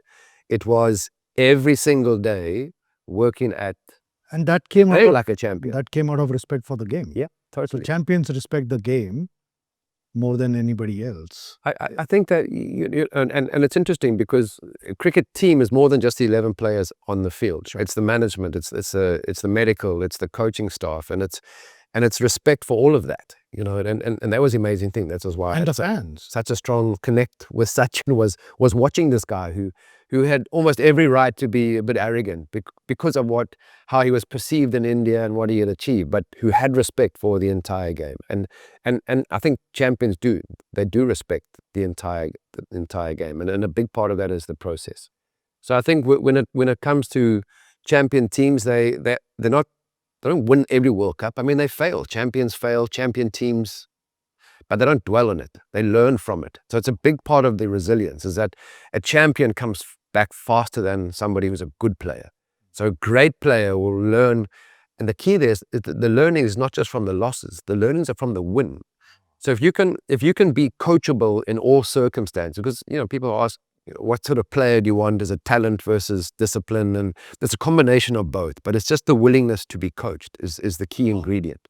Because when you're successful, it's often you forget what's got you to that success. So that's a big part of being a champion, is that when you fail and when you're successful, you're treating that outcome as a learning experience. Wow. And the champions, they react, they react quicker. They get through the disappointment, they handle the success, and they learn from both of those outcomes and make themselves better tomorrow. So that's, again, a huge thing. They want to be coached. They want to keep learning. They understand the game is always evolving, and the opposition has so much data available on them now that they are being seen at through a microscope and tactics are now employed against them. So they have to keep involving these players. And again, that coachability is a big part of being a champion. Amazing. Because you have to keep evolving. The game evolves, opposition evolves. So a couple of things like that. And luck plays a big part in sport. I mean, the same ball you would nick or same ball you would possibly get a 6 over third man. How do champions handle luck? Because it seems that luck affects them differently, and that is why they can be consistent. So how do they handle luck in their minds? I think luck does play its part, and it's about timing, an opportunity. Let me tell you about my cricket career. So, talking about luck. So my first state game for Natal was a 3-day match. I was a university student, Pietermaritzburg University, playing in Durban for the KZN Natal team. And I was the only kid from the youngest guy, Andrew Hudson. So he was maybe 24. I was 18. And the rest were all men, dads, husbands, wives, all had jobs. And being the only kid from Pietermaritzburg, I didn't have a car, no sponsored car, no one knew. I was coming there to be the 12th man because they'd heard about my fielding. So my father brought me down to practice, dropped me off at the practice. Mike Proctor, who was the Natal coach, took me to the hotel, which was maybe only less than 2 kilometers away, near Durban beachfront. And then everybody the next morning, I waited, nobody arrived to pick me up. So I walked to the ground. Unfortunately, I left my cricket bag at the venue. I was kind of hoping, even though I knew I was coming to be 12th man, that I might get a practice and with the Natal guys, which I did get, but expecting to be 12th man, I get there. And as they're about to spin the coin, there's 12 of us. So I'm the 12th man. Brian Whitfield used to open the batting. The cricket office got a call saying your wife's on the way to hospital, your baby's coming now, you have to go. Oh. So it's literally half an hour before the game starts. Now there's only 11 of us. Now I have to play. Wow. So I went from being the 12th man, designated 12th man, to suddenly being in the playing 11. And on my first class debut, I scored a century. Wow. So I went from this total obscurity, being the 12th man, and against a very strong Western Province team, and Garth the Roo, Stephen Jeffries, all the big names of that era, and managed to score 100. So luck played a massive role. But the amazing thing was that story. The night before, after the practice, I was getting drinks for the players and doing, the senior guys were sitting having a chat before they went home. And the one guy said to me, he was very sweet. He'd been from the same school, but he's now in his late 30s. He said, Jonty, you mustn't do this 12th man job too well. I said, what do you mean? I said, no, because it'll now make you permanently 12th man. Because make the guys go get their own drinks, or stop doing everything for us. And I said, no, but I want to be the best 12th man. And I think it was that attitude. So yes, it was luck that got me onto the team, or to play in the playing 11, but it was my attitude before I got the luck. So, my attitude wasn't, I don't want to be here. That who wants to be 12th man? It's like being a staff, or like a member of house staff for the team. I'm just cleaning and getting them things and running out drinks onto the field. And my whole attitude was that I'm going to be the best 12th man that I have ever seen. Amazing. So the attitude allowed me to switch on to be a cricket player literally half an hour before the game started, because already my attitude was switched on. So whatever I could do in the dressing room, what can I do to help the players, to help my teammates do their job well on the field? So yes, luck played a big part, but my preparation to be the best 12th man in the world allowed me to transfer the positive energy, the positive attitude into playing. So yes, cricket players understand that, timing of things injuries happen, someone gets an opportunity. Luck does play a part in your performance, but they also focus on the things that they can control. So when it comes to that, it's understanding that the consistent preparation, the consistent effort is gonna bring luck on your side. And if people are unlucky, it's not like they're not working. Sometimes you see guys who are going through a bad run, they almost overtrain. And then we as coaches and management almost have to take a player off the bus and say, just take the day off today, just relax, it'll happen. Don't force it. So I think from a perspective of, we watch the players, if they controlling the controllables, we just ask them just to take pressure off themselves. So yes, luck plays a part on it, and we've all experienced it in our favor or against us, but we understand that for us to be emotionally level, not on this roller coaster, we have to focus on process and controllables rather than the outcomes, because a lot of the outcomes are beyond your control. Yeah. And then coaching is about teaching all this. What is coaching? Because coaching means so many things. So for you, what does coaching mean? Yeah, I think that the obvious sort of, when you look at a coach, it's somebody who is imparting skills to a player. And I was the benefit of that. Bob Woolmer certainly showed me the skills that I was lacking and the technique that I then needed to change. But as I said with Bob, probably the greatest thing, because if you need to empower the people that you're coaching, because if you're making them dependent on your advice, your wisdom, your skill set, it doesn't allow them to go and play with freedom, in a match situation. So having the ability to coach somebody, to ensure that you're empowering them to now go and play to the best of their ability, but without you, requires you to understand them. And that's, as I said with Bob, was so important. And the key there is to listen. So I think the greatest coaching skill anybody could have is listening. You could be sitting across the table from me, you could be doing all the right things if I'm talking, and people think you're listening, but if you're just hearing somebody, it's not the same as actively listening. And I think that's a key difference and such an important part when it comes to management. So whether you leadership-wise, whether you're coaching or the captain, you need to listen to people. And active listening means, because also there's an amount of respect in it, because you can be CEO of a company and somebody who's junior, especially in these days, you don't know everything as a coach anymore. And there's way smarter people than you in the team, in the squad, in the room. Right. So if you're a coach who's prepared to listen to people and allow them, then give them the latitude to go, hey, here's somebody with a different idea, and empower them to go and make the decisions and make the calls when it comes across their desk and across their table, I think that is coaching. So yes, lovely. Understanding the skill set's important, because you need to know what, where we're trying to go as an organization, as a team, what we want to do as an individual.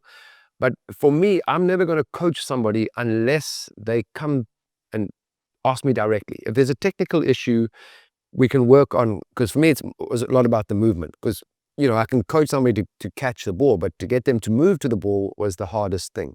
So that wasn't then my department. It was the biokineticist, the trainer, getting the guys much better at lateral movement.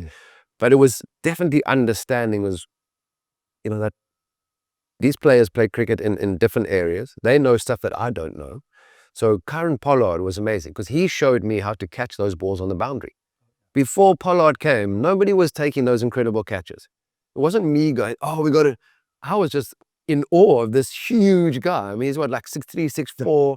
He's a massive hands. He had those 4 or 5 grips on his bat. Just pluck it out. He's plucking it out and then pulling it back in, running and diving. So it was just, because usually you would sacrifice height and power for speed and agility. But he had such an incredible combination of all of that. And he showed us what was possible. So as a coach, I was learning from my players. So again, it's important to understand that in this day and age, you're not going to know everything. And if you allow people to bring their ideas, to bring their way of doing things as a coach, it enriches the entire environment. So active listening is a huge part of coaching, not just imparting technical skills. But it also looks like an unbiased sounding board for players. I mean, where will players go? Because you are not supposed to judge them. And if they go to their captain or if they go to other teammates, you might get judged. So to a coach, it could be like a, sort of almost like a confession, saying that this is where I think I need to improve or I'm. And then as a coach, you will have to have a very unbiased view of, again, understanding the person and hence guiding or coaching him. Is that how it works? Because then it would be very difficult for you to move from a player to a coach in your mind. Well, fortunately, I had a break. So I went from playing, worked in a bank for 5 years before I started coaching. So I was almost removed from being a player, but I understood, and especially my forte is fielding. I mean, there's people talk about, and I've made the same mistake as a commentator.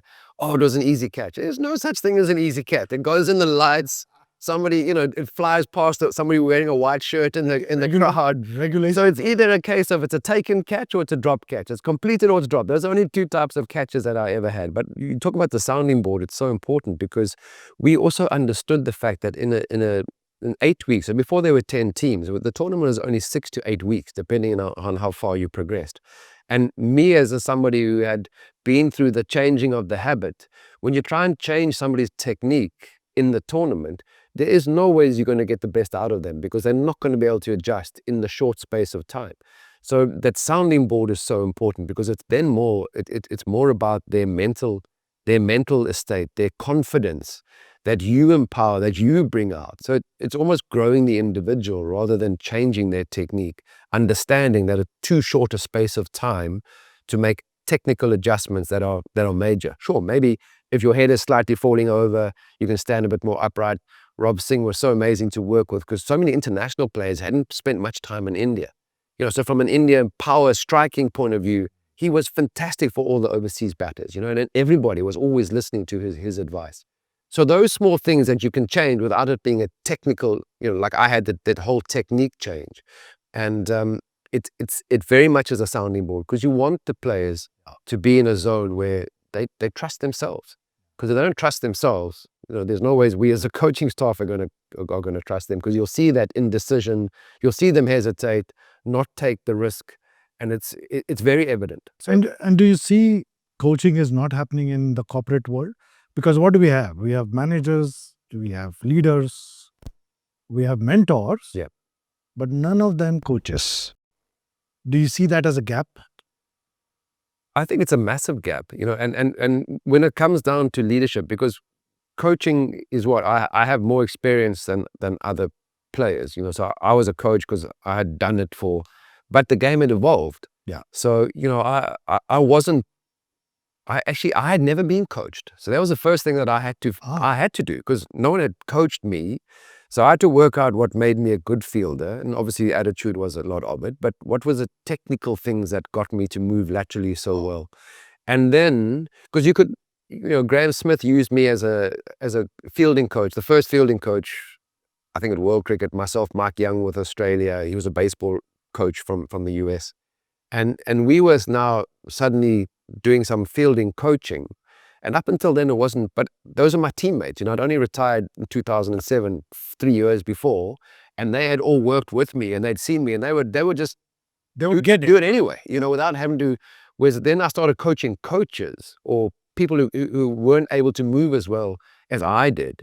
And then it was suddenly, okay, so let me break down each movement. And that was the hardest part, because I was doing everything on instinct. Yeah. So I think from that point of view, what can we, in a corporate environment, can we use more people? Because the problem when everything is around a title, you've been a leader, you don't have to be the captain to be a leader. You can be, with Hansie Cronje, what made him such a good captain with South Africa was that Alan Donald, if there's anything to fix in the bowling, Alan Donald would fix it. Gary Kirsten, he was the best top order batter almost in the world at that stage. Anybody got issues or questions about batting in the top, go speak to Gary. Any things around fielding. So I was never the fielding coach, but I was given that opportunity to use my expertise in a team environment. There were guys who were more senior to me, but I could go and talk to them about changing certain things, about trying different things.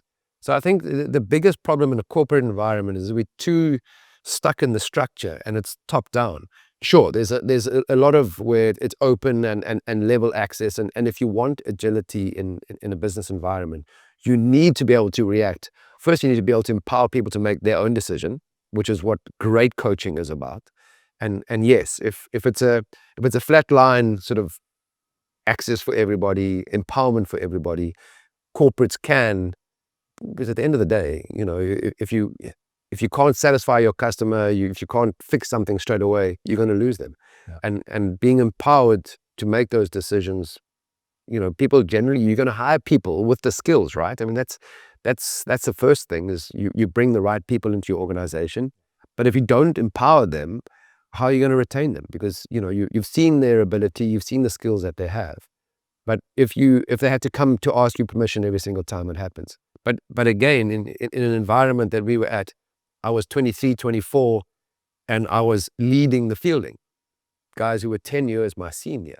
But it was never a case of a title. It was, and they would come to you. They would listen. So and we'd work out ways to do things differently. So that was, and again, because it didn't belong to it. So no one felt threatened. The captain never felt threatened because I wasn't, or the senior players weren't threatened because now I had a title over them. You don't have to, as I said, you don't have to be the captain or the coach to be a leader within any organization. And I think that's what we're lacking structurally. And there's definitely organizations that are becoming more sort of flat level-wise as opposed to a top-down approach. Yeah, and they say MS Dhoni would never attend a bowling meeting. They would say, you're bowlers, you'll sort it out. Bowlers run it. Wow. Incredible. Yeah. So in Life by Jonty, do you also coach leaders to be better leaders? No, unfortunately not. So that's generally where my conversation comes in around management. And then from there is access into an organization saying, okay, because people ask me, about fitness and health and lifestyle. And that's an avenue for me to get into the business. So rather than selling a product on its own, it's more than a case of, through management, you want your people, I'm not here to motivate them or to make them work harder. They're working hard already. But how are you as management ensuring that there is retention? The people who are present, they're fully present and can give 100%, and not because they're there because they have to be there. Yeah. So then what is a simple definition of leadership for you then? Is it just empowering people? Is it understanding people? I think a couple of things. Consistency.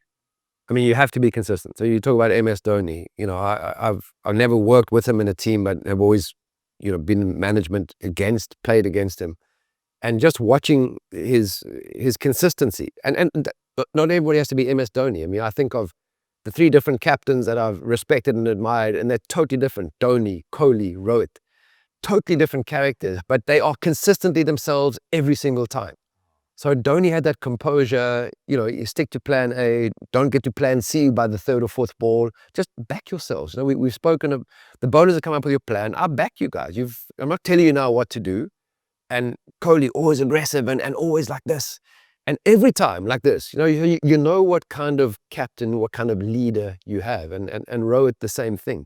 So not trying to be somebody else, because when you're under pressure, you always revert back to who you really are. So if you're pretending to be this, thoughtful captain or this aramse, zen kind of leader, but when there's stress, and there's always stress in business. And then you change. And then not having that sort of stability in an organization is very damaging for the employee. So consistency is massive. So whoever you are, just be whoever you are. There's not the MSD, the Virat, but it's also authenticity. Totally. And I think the key, what I've seen, is because people they'll listen to what you say, they'll do what you say as a leader, but they'll believe in what you do.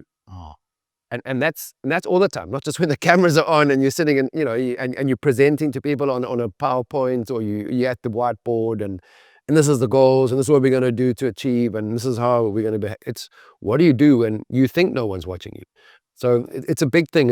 It's the consistency is the one, backing up what you say with what you do, and remembering that that's at all times, because it just boils down to the consistency. So people they'll listen to what you say, but they'll believe in what you're doing, and it's a massive thing from a leadership perspective. So yes, empowering is important, but consistency and backing up your words with your own actions, not expecting people to do something that you're not prepared to do yourself. That's a lovely simple way, not a simplistic way, but a simple way of looking at leadership. In your mind, who is the greatest captain ever to have lived in cricket ever? I mean, until your memory serves back. I'm actually not a student of the game, so I'd have to go back to my own experience. Sure. And that would be having played under Hansie Cronje. I mean, he had a terrible end to his career and a terrible end to his life. So that's for another show. But he was somebody who that encapsulated that consistency and doing exactly what he was talking about, and not just saying the words. And it was fascinating because when he died, in an airplane crash, my wife and I at the time, we flew down to his wife. They couldn't find him because there was a huge storm across South Africa, and they couldn't get to the plane wreck because no helicopters could go up, no rescue or search planes could get up. So they know the plane had gone down somewhere because it obviously hadn't docked in at the airport, but they'd heard the airplane and then nothing. So they didn't know where to search. So it took 24 hours before they located the wreckage and were able to bring his body off the mountain. And then we had sort of 3-4 days preparation for burial. And my wife stayed with Hansie's widow now in their room. And then I was in their guest room. And his guest room was right next to the study. And he was a great speaker. He spoke superbly well. And Cricket South Africa used him, all the fundraisers that they had, all the dinners that we had. And on every tour that we went to, there was always a cricket function. And Hansie, he had 3 or 4, sometimes 6 or 7 quotes that he had verbatim. So he had no notes or anything, and just said, and some were from, philosophers, some were from business people, sportsmen and women. And he would give the quote and then say, this is how I apply it as a leader, or this is how we as a team take on this philosophy in our game strategy. And when he died, so obviously very emotional for me. I couldn't sleep and I was awake most of the night and sitting just reading all his books that was in his study. Wow. And, they were seeing all the quotes that some he had underlined, some he had highlighted, some he had put like an asterisk, and remembering all those quotes and when he had delivered them. And then there was one quote which I'd never, ever heard him ever say in any event. And it was highlighted, it was underlined, and it had all these marks next to it. And it was from an American football coach, Bear Bryant. And he had coached the Green Bay Packers. I'm not an American football guy at all. But he had coached them successfully over a long, like a 10-year period. They were the most successful team in that period. And it was about leadership and success. And it went, the quote was, if things went well, you did it. If things went okay, then we did it. But if things went badly, then I did it. He said, and that's how you get teams to win games for you. And the amazing thing was, Hansie had never said that. He had never once mentioned that quote in any of his, speeches or talks, but that summed up his leadership philosophy, because never once did you read, because journalists are always looking for something that they can write, put a little bit of a knife in, especially if you're touring Australia or England, where the media love, feeding a bit of a frenzy. And if you lost the game, he would respect the opposition. He would praise the opposition. He never once said, hey, if the journalist said, where do you think you went wrong? He wouldn't say we maybe didn't score enough runs in the first 10 overs, or we gave them too many runs or we didn't score enough in the middle. So even without mentioning names, if he does reference that, you Gary Kirsten and Herschel Gibbs facing Brett Lee at 150 kilometers, you're just trying to survive. Yeah. And you read that in the first 10 overs, without your name being mentioned, the captain saying that possibly cost. Never once.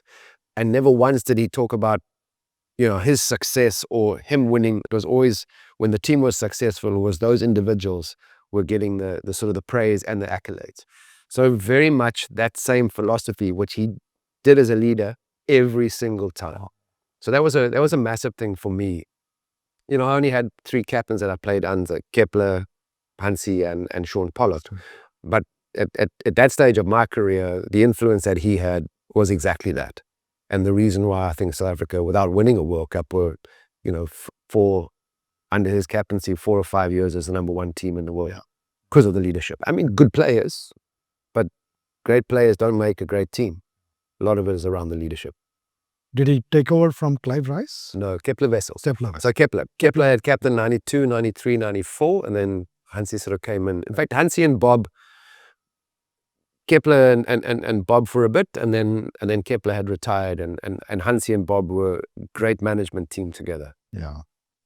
In fact, Hansie did show a little bit of that during the court case, which was televised, and I watched it with great sadness for everyone involved, right? Cricket South Africa, Hansie himself, the team, and where he said that he owned up. Yeah. He did not blame anyone. Yeah. He owned up, and he said, Sachin possessed me. Yeah.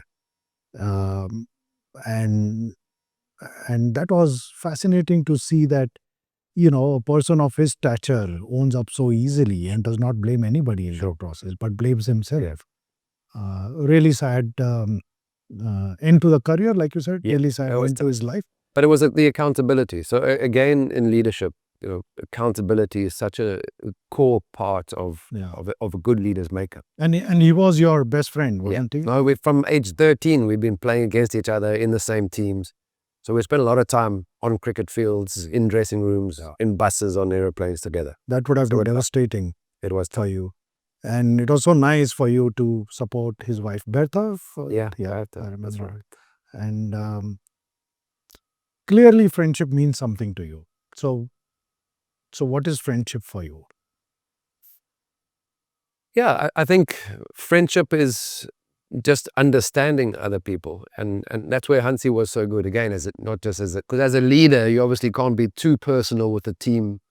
You can't have a favorite in the setup, and you got to give everybody the same amount of time and energy. And some players, if they're a little bit insecure, they'll feel, Jonty's getting favored because he and Hansie spending time together. But that was never the case. So I think from friendship was just being quiet, and not forcing his way of doing things on me. If I spoke about being a sounding board earlier, and friendship is when, and that's why I saw a lot of Hansie after he was banned. And when I was dropped for the 2 years, even though he was the captain of the team that dropped me, the selectors obviously make the call. But every time I scored runs, he would phone. Every time I didn't score runs, he would say, "Jonty, don't worry. Wow. Keep working hard. We know, we know your discipline. We know you'll be back. We know the impact that you have in the team. Can't wait to have you back in the setup again." So, he wasn't he didn't try and fix my technique. But as soon as I was down in the dumps, he was the guy that stood there. So again, throughout the match fixing, the ban that came with it, I spent a lot of time with Hansie. And just because I then retired from Test cricket and was focusing on the World Cup in South Africa in 2003, so I had a lot of off time, and just wanted to support him like he had supported me. So being a friend is just being there when nobody else is, I think. Nice. As opposed to, we don't have to. We're totally different energies. I mean, I'm this jumpy guy, and he was really calm and a deep thinker and a smart man, just not in ways of money, sadly. And that really was his downfall. Wanted to maximize his earning capacity as a understanding that he would have to retire and not have a lot to show for it. So being a friend is just being there quietly. Nice. Just almost in the shadows, I think. Yeah. And you and Hansie were considered two of the fittest players playing in that era. So what is fitness for you? I mean, we discussed fitness and health. And what is your fitness routine now, but also when you're playing? So playing, Hansie was probably the fittest guy on our team. I mean, you wouldn't, because I was always the one in the action. So you wouldn't think of him as he was a good athlete. But if people were looking at the fittest guy, I was just the busiest guy. So everyone assumed. But we used to do a bleep test in those days. It was, and he was the guy that would run to the further than me. The extra 2, in fact, even 3 sometimes of the lane distance. So he trained though. I mean, and he trained from an endurance. He was an all-rounder, so he batted and he bowled. Yes. And wasn't a fast bowler. He was a medium-pace bowler, but he needed the endurance because he had to captain. He had to bat and he had to bowl. So he had all of those that were draining physically and emotionally. And he actually trained with Zola Budd in a running club. Zola Budd had run at the Olympics for Britain. Yes. I think in '84 in Los Angeles. So she had immigrated because was never going to represent South Africa, no country. So she went to the UK and had come back then post-democracy. And Hansie used to train at her running club. So that's how dedicated. He trained with an Olympic sort of 1,500 meter runner to Yes. get as fit And as she he was could. fantastic. She was brilliant. So that's, so obviously he trained his cricket training, but then his fitness-wise, he didn't just leave it up. Whereas for me, I had 6 months of hockey, and every practice involves fitness because every drill and skill involves fitness. So I would always arrive at cricket the fittest guy, but it was quite interesting because he and I had made a pact together because we had some senior guys in our team. So running was easy for us. And all we did then without gym training was just doing shuttle running. So we would run from one cone to the next cone, back and back. And we made a pact that two things we would never do. One, we would never take a shortcut because most of the senior guys would not quite reach the cone. So they would be half a meter short and half a meter short every time. You could see because we had to run with our spikes. So you could see where the marks were where the guys had turned. It was it was like a foot away from the cone. So Hansie and I made a pact that was the one thing. We would always go to the cone, no shortcuts. Even though it was easy for us, the second thing was we would not wait for the last shuttle to be the fastest. We would run the fastest every single shuttle. Wow. If it meant coming last in the last 3 runs, because we had nothing left, that again was our pact. Because we weren't competing with our teammates, which was easy for us. We were competing with ourselves. And how do we push ourselves to be better and faster? So that was something that was really, and I hate seeing people take a shortcut because that is what being the champion is about, is not taking, because it might be a shortcut, you have the physical ability, you have the energy and the strength, but it's other areas that you also take shortcuts. And we just said no shortcuts around our fitness, which is the easiest part of the game for us. Because when you compared ourselves to our teammates who were some 10 years senior, some heavier guys, but never a shortcut and never save ourselves for the last shuttle. Always be finished 2 or 3 shuttles before the end. So yeah, it was a fascinating friendship. You did the same for 15 years at IPL? With other players? Yeah, there were definitely no shortcuts there. And if they dropped catches and they owed me push-ups, I was counting the push-ups to you. They had to give me all 5, 10, 15. There was no ways I was letting them stop at 12. Yeah. Jonty, you also said nutrition is medicine for you and your family. What does that mean? Yeah. So I'll to go back to the fitness now compared to as a runner, it was as a cricket player, running was something I had to do. So when I retired from playing cricket and playing hockey, obviously, I said no more running. But lifestyle is something that I want to be fit and healthy, doing things that are fun. So for me, sport had always been, movement was essential because I had got fit playing sport. I wasn't fit in the gym. I wasn't fit on a treadmill. I was through movement, because if it's something is fun and enjoyable, 9 out of 10 times you will get out and do it, right? But if it feels like it's a training regime or it's a diet, it requires discipline. And there's so many areas of our life calling for discipline that, in some areas we're going to release a bit of that discipline. We're not quite going to get to the cone. So from my point of view, if I'm playing sport and my kids are active, that's fitness. That's health and wellness. But and because Melanie, she's the captain of that area for sure, as the yoga teacher, as the architect, the foundation of that sits with her, and she investigates. She reads up on everything from peptides to nutrition, different ways of looking at things, red light therapy. We do cold water immersions, we sauna. So as you also get old and you change as a person, your body also requires different things, So it's no good me trying to train like I was when I was 35, playing cricket for South Africa. So what are things that I can adapt and evolve with? And nutrition is a massive part. So 3 things that we focus on as a family. Sleep is one. So we don't have a television. In fact, the first year we rented in Goa, we didn't have Wi-Fi in the house. So our kids, on a weekend, we would go and sit in a cafe. They'd get 1 hour to watch a movie. Nathan he loves origami. He loves to fold paper airplanes. Wow. So he would go YouTube and fold 10 different airplanes. One went up, one would do this, one would do that. And he loves that. So he's got this technical brain that he's like an engineer already. And that was the first thing for us, was that we're going to be an outdoor family. And when we're at home, there's no sitting in front of a television. We're going to read. So that is sleep, because then screens affect your sleep in such a big way. And in India, people are always accessible work-wise, almost 24/7. So we charge our phones outside, never in the bedrooms, never in the bed next to us. It's in the lounge or the kitchen. In fact, it's in the kitchen because the kids are sleeping in the lounge. A small house in Goa, so we take it we take it away from everybody. We turn off the Wi-Fi, and that's the first thing, because it affects your sleep if there's screens on and you're on your screen. So by the time we leave the beach in Goa, by the time we get home at 7:30, 8 o'clock is the last time we even look at a screen. But we're aiming to get to bed asleep by 9:30. So sleep is the one thing. Nutrition is another. So the kids can eat anything in the house. Whatever we buy, we buy with intention. And I think that's the key difference between trying to do something as a discipline, as opposed to something that becomes your lifestyle or your habits, is the intention. Why are you doing it? Are you doing it to look good in the mirror? Are you doing it to impress your friends? Well, I'm doing it so when my 9-year-old son he's a father and I'm a grandfather. I'm going to be a very old grandfather, but I want to be a mobile and an active grandfather. And to do that, I don't want to live to 150. I don't consult with a longevity doctor because I just want to live till the day that I die. Basically, I want to live well till the day that I die, and that's the key.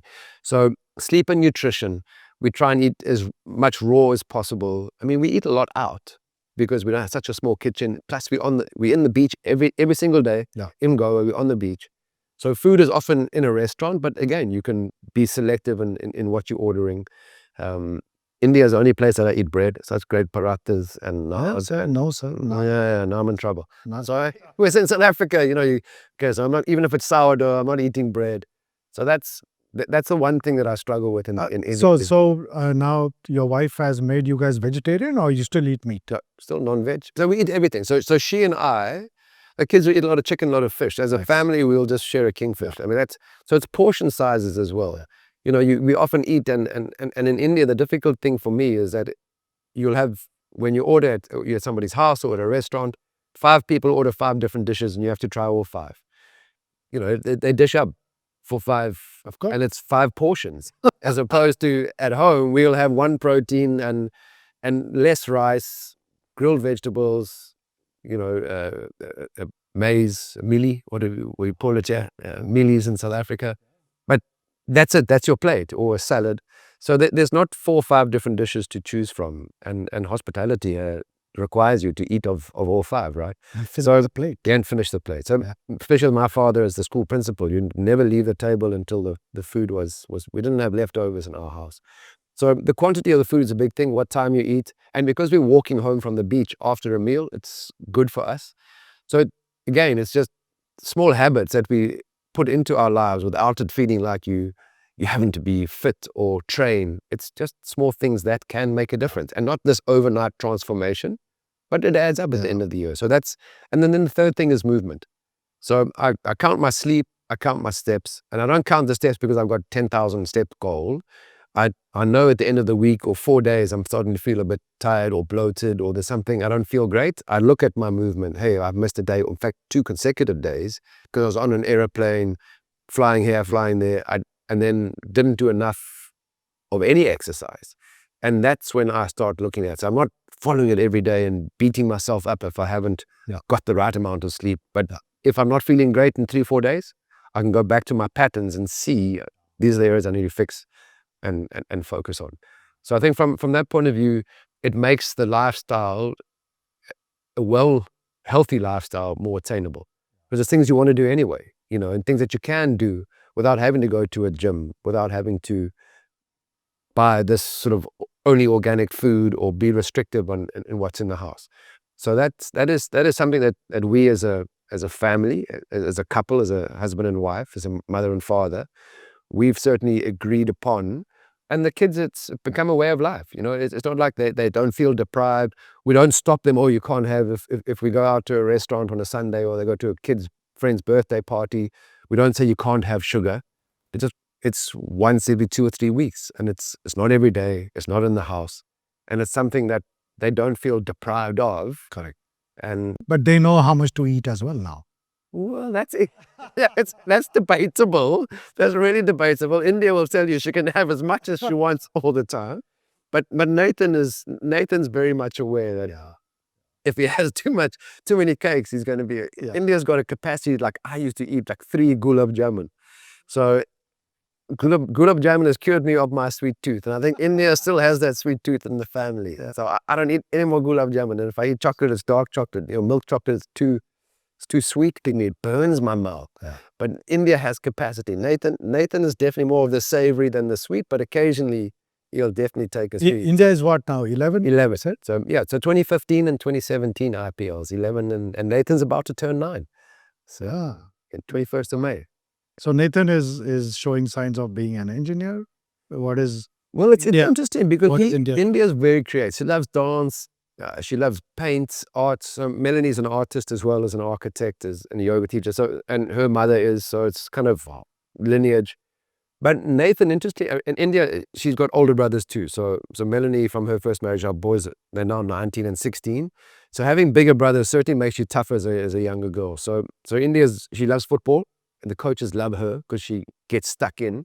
She loves netball. Again, the coach is not the tallest, but she's a good defender. So are these the issues that you also see in corporates in terms of fitness and all of that, and hence Life by Jonty? And we talked about it. But beyond that, what are the issues that you generally see in corporates? I think some of the biggest issues are a corporate saying, well, we provide blood tests or blood pressure, we do a screening once a year, and then that's it. So we are looking after or taking care of our employees. And that's a big thing in that it's, people can go from, in 2 months, they can go from a position of relative health to not so healthy very, very quickly these days.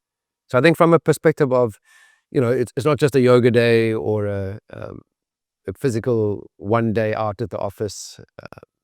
It's just allowing people to, if they need the space just to be human almost at a time, it's really difficult to give people time for themselves.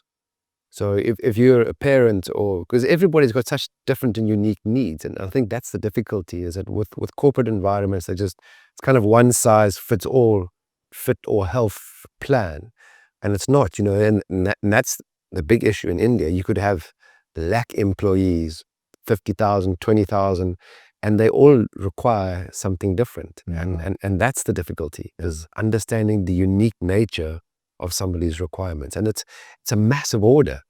But if you break it down slowly but surely, at the end of the year, you can make a difference in somebody's life. But you also say you identify champions in corporates. How do you do that? That's very, very interesting. Well, we also ask people who'd like to be involved, because you can't thrust management upon somebody if they're showing signs already within the organization. So we work with the organization, and they're also already identifying sort of junior managers.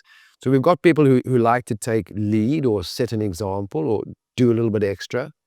And because I think to ask somebody to do something, and a lot of the corporates now are getting running clubs, yoga clubs. They do have small things happening in isolation. People who are active. I've been amazed because when we first came to India in the early 90s, you'd see a couple of old men at Nariman Point before Marine Drive, though. You'd see them walking and maybe swinging their arms, and then that was it with regards to activity. Now that you see running clubs and marathons and that are oversubscribed, 40, 50,000 people. And that is amazing. And that's been in my lifetime, so one generation, what do we do next? Now high rocks, people are working out, but getting injured, because it's physically battle. Everyone's now going from 0 to 100 in 3 seconds. So how do you build people into things? And that's through movement. So we don't just go and say you will be, but you're looking for leadership within the structure at whatever level you're working with, because it can't be me telling people. And I think that's the key with anything that's going to be successful in a community. It has to come from the community. And that's something that you don't always get right. Let's face it. You can have people who say they'll do this and so, but again, it's just through trial and error, working closely with people and allowing that sort of teamwork. Because as I said, if I'm accountable to my teammates, I'm going to do the work. A question that has intrigued me always, and I hope you throw some light and give me some answers, is this whole thing about team player versus individual contributor. So sometimes in corporates, we have individual contributors who are geniuses, fantastic at their work, and very important as talent, but very lousy team players, right? Now, are they detrimental to the team? Or should we compromise on the genius of an individual contributor, but rather go for a less competent, but a team player? Because the whole concept of one rotten apple in a basket. Lance Klusener, remember him? The Zulu? Yeah, of course. So the Zulu was the man of the tournament, the 99 World Cup. And he won so many matches for us. We as a team didn't have a great tournament. In that semi-final against Australia, we tied the game. Him and Alan Donald running and dropping bats and things. But Lance Klusener, this question about a great team man, he hated doing any fitness work. So he loved fishing. So as a part of his conditioning, he would get on a surf ski and he would paddle out like 2 kilometers out to sea in the middle of nowhere. And he'd go fishing for 4 or 5 hours and paddle all the way back in again. And he just said, guys, I'm doing what I need to hit the ball and I need to be able to bowl the ball. So my endurance is good. My strength is good. I'm not going to do all the because we would play touch rugby for extra fitness. And he just said, I'm not a touch rugby player. It's not going to help me bowl the ball. So do you take a guy who's now not wanting to play rugby, force him to play or touch rugby because it's good for his fitness, whereas he's agreed with the biokineticist. They've come up with a plan how often he needs to, be out on his ski, fishing, to build his endurance up, and we don't neglect his fitness. But he was a guy winning games for the team, and in the dressing room a great team man, on the bus a great team man. But when it came to fitness, you don't want one person complaining, because it does drag everybody down. But everybody just went, he's a genius at what he does, and he's not a once in a lifetime. He practiced. I told you about his practice. He just practiced that specifically, finishing games, hitting the ball straight back past the bowler for 6. And everyone just gave him the leeway, because we understand that a team is unique individuals, and the power of a team is harnessing those. So the key was, what is the culture, the core culture of the team? Because if you can all agree on that core culture, then you go about it slightly differently, depending on your role within the team, depending on your makeup physically. Nice. And that was a massive thing for us. We all agreed on the culture, how we wanted to play, how we wanted to be on and off the field, what sort of teammate we wanted to be. And that was important. And then just understanding that everybody's going to bring their unique skill and perspective to that.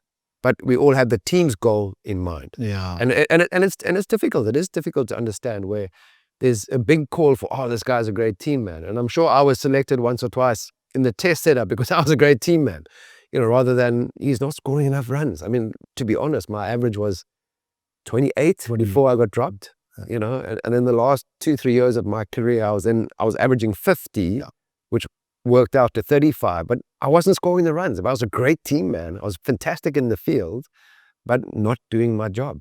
So, there comes a time, because mistakes are costly, and it can cost a team. So yes, but what about one genius, okay, who, let's say, scores 200 every match, okay, but toxic and has ego and just not nice to be around as a team? Sure. What would happen to that person? Yeah, we have, having trust in an organization is important. Trust is good communication. And trust also doesn't mean just ignoring the stuff that's not working. Trust has been able to have, so again, you have to start with the team culture, because when the conversations are honest, the perception can't be it's from a place of jealousy or, anger or resentment or leadership. If it's honest conversation, it can come back from the player. So if I'm discussing with the player honestly about a performance, and if there's anything critical, they know it's about fixing technique, about not me, because they haven't been successful, now coming hard at them. So establishing that culture first is the important thing. The second thing is talking to the player and allowing them, saying, we're not expecting you to run 100 meters every day, but your job is this, you perform your job, but don't let this seep into anybody else, because everybody else is bringing their different energy. So that honest conversation, having it, and it's a big part of being a leader, because I'm very much a fence sitter. I'm a people pleaser. So I don't want to upset people. not very good at that. I never wanted to captain South Africa because I wasn't good with honest conversation. And if it was ever anything about fielding, it was always in a fun way, kind of let's do it in a fun way rather than pointing fingers. So I think from that perspective, the honesty is a part of good communication, and it's the trust that's established as a team culture initially, because that's always a big focus for any IPL franchise, any team that gets together for a short space of time with people from all over the world. Your first focus has to be, what is the team culture that we're building? Because there will be hard conversations. And if we can't address those tough, those honest conversations, because there's no team culture that allows that sort of space, then you're in trouble. So establishing that team culture is the key. Yeah. Having the honest conversation is necessary. And if a player is not going to not change their ways, because you want them to be unique, but if they're going to keep influencing people negatively, then sometimes it is tough. You have to make that call, and you take somebody out of that environment. Wow. So yeah, because people are replaceable. We know that, no matter what their genius level is. And over a longer period of time, if it impacts the entire environment negatively, then you have to make a call. If it's a clash, a personality clash with your genius and somebody else and you can read that. You can often read that. Yeah. But if it's coming from leadership and management that this is consistently happening, and not just in this area, but it's affecting all other areas too. Got it. So yeah, honest conversation is important. Yeah. But establishing that team culture of honesty is the key there. You also mentioned about go for it. You will not know otherwise. But there is also fear of failure, especially in corporates, but also generally as a human being. Yeah. And if you go for a catch and if you drop it, or if it is seen and perceived as if you dropped it, then what? And the reason why I'm asking is because of the way the Indian schooling culture starts from there, that you can't fail. Sure. Or you can't do mistakes, and the teacher's way is the right way, so you can't innovate.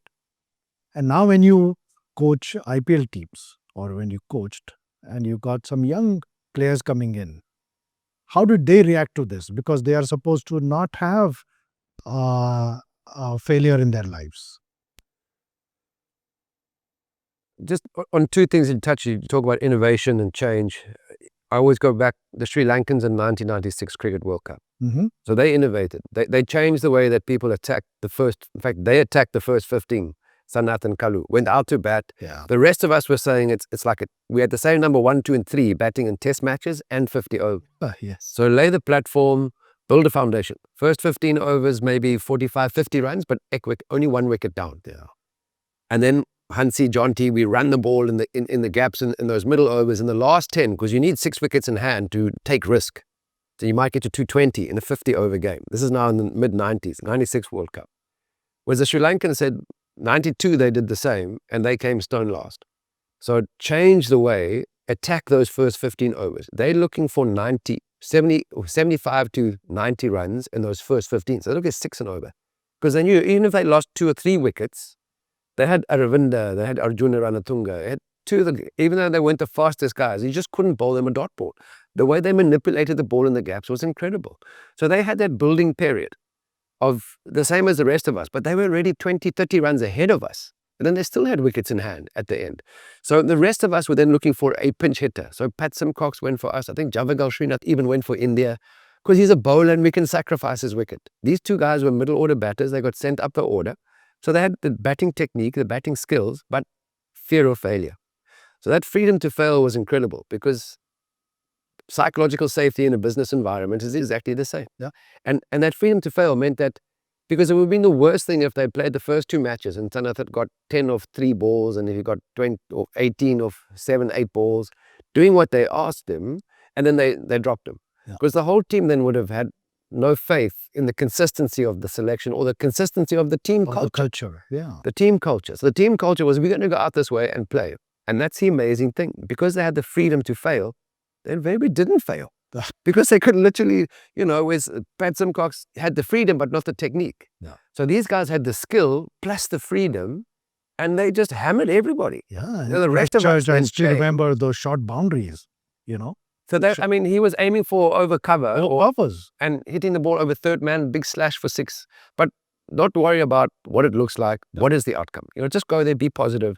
But they backed it up. Yeah. So that was a key message, was that go and play with freedom, but not after 2 matches, it's not working, we'll put somebody else there. They just played. And then amazingly, that freedom just translated into runs scored quickly, consistently. So nobody was even worried about strike rates then. We were all thinking average. Strike rate as a batter never came into things in T20. But those two guys, the Sri Lankan team culture was that, and they had the freedom to fail. And they backed it up. They didn't just say, you can go out there and play the freedom. If they didn't score, that's fine. That's the process. Were you being positive? Perfect. That's exactly what we've asked you to do. So psychological safety in a business environment, again, accepting that there's going to be change. Innovation doesn't have to come from R&D all the time. It's sometimes perspective. Because I was seen as this revolutionary fielder. But I had the same shoes as everybody. I didn't have rockets in my feet. That was my perspective. I love fielding. How you did? I love it. I love diving around. The Sri Lankans, they didn't change their bats. They didn't have aluminium bats. They had the same equipment that we had. They just had a totally different mindset and perspective. So innovation, yes, sometimes it is R&D or tech, it can be technology or systems. But that sort of, the rest of us, we're empowered to find ways to do things differently for the organization because of our unique perspective. And again, if you're worried about failure, you're not going to bring it forward because someone's going to laugh at you or toss it out the window, right? Yeah, but how do you erase this? How do you erase that? Yeah, from kids who doesn't work. Yeah, I'm trying. There's click of the hand. No, it doesn't work.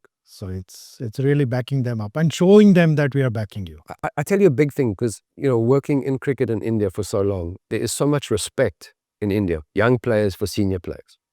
And I see it in corporate environments too. So, and the beauty, the advantage that I have is that I'm actively listening. And it's because of the cricket. So I look at the bat watching the ball, but I see the bigger picture. Because if I ask a young Indian player, do you understand? And he's no ways he's going to say, no, Jonty. Yes, yes, Jonty, I got it. But then I watch him. I can see his body language saying, what is this old guy hunting? I'm trying, but I don't understand him. So that's a big thing because in the Indian culture, and it's disrespectful to almost have a counter argument or just a counter opinion, not even an argument. And that is something that does come from management. So if there isn't that ability or the opportunity to bring forward a different point of view, it's, and it is difficult. It's sometimes there's respect, sometimes it's fear of seniority, and so being sure wrong fear that you also mentioned, back them to go and express. And I've always heard about go and have fun. And enjoy yourself. This we don't get in corporate. No, it's always about performance and deliverables, right? There is nothing like a bad patch or a bad form in corporate. You can't have that. You can have a bad day, but not allowed. How do you deal with this when you see that happening? Oh, come on, man! I'm telling you to have fun, and you guys are not encouraging this. Well, I think that the having fun part is that if a player feels he's been told to have fun, it's never going to work. But if you're giving them the scope to have their fun, and it's not late night, it's how do you express yourself? Because that makes it enjoyable. Because there is no shortcut to success. That running that extra yard to the cone, there is no shortcut. But everybody works really, really hard. So what is the differentiator? And as I said, I never felt that I worked hard at my fielding. But if you ask my teammates, they would say, yeah, the guy worked really hard at his field, but I loved it. So I think having a purpose, having a passion allows you, but I was then given the freedom. Fielding wasn't even a thing when I was doing this stuff. No. So if the captain had said to me, hey, Jonty, I need you to work on your bowling because if you bowl 4 or 5 overs in a 50-over game, maybe because I could bowl a little bit of off spin, but I wasn't so good. But I could have got it up to an acceptable standard if I had worked at my bowling. But the captain said, go work on your fielding. That's where you want to be, and that's where you add massive value. Go do it. Yeah. Unless there was a batter in our team that was low on confidence, because I had that uncanny ability of bowling the ball onto the middle of the bat. So the batter felt very confident because I would have to go and fetch the ball like next door stadium of my teammates. So that's the only time the captain ever asked me to bowl. Jonty, this guy's battling a bit. Come get him back into form. So I was very useful there. So I think So from that point of view, I had a purpose. I could contribute to the team. So even though my role was a batter, I could still contribute to the team if I'd failed with the bat. I could save 20 runs in the field. Yes. And I'd make Alan Donald look good because we could get Sachin out, or I could save the 2 boundaries that would affect his bowling, his economy rate, not make no difference to my 6 or 7 runs that I scored in the game. So having a purpose, having a passion allowed me then to be successful, and being given the freedom and the encouragement from the captains that I had. Without that, it would never have been, because I wouldn't have said, hey guys, I love my fielding. If the captain had said, come bowl for the next hour, not go work on your fielding, I would have listened to the captain. Yeah. So very, very important that, again, leadership, understanding the people, To learn. understanding the people who are in your organization, who are in your team, which is difficult sometimes. It is. But that's why you have different levels of management, and you can tap into different advice and to different. But I think it's mindset, attitude again that you talked about. Jonty, you are a champion, legend, all of that. But I call you a pioneer because you pioneered wearing a helmet on a cricket field when you were not batting. Yeah. You pioneered the reverse sweep to hitting it for a 6. You pioneered what I call as flying fielding with your rocket shoes. Don't tell anyone. And now we Don't tell anyone. Now you know. You just owned up. But you have also reinvented yourself. After cricket, you went to Standard Bank, was it? Standard Chartered. Standard Bank. Standard Bank. Yeah. South Africa. Yeah.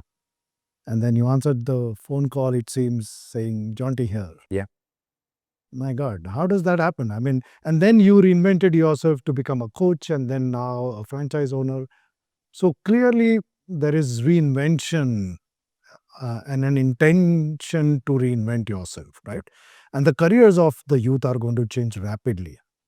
All right. So what should be the journey of reinvention? I mean, how should they look at their careers? Because with technology and all of that is happening, their careers are just going to just change rapidly, right? Sure. And without reinvention, they will not be able to navigate that. Yeah.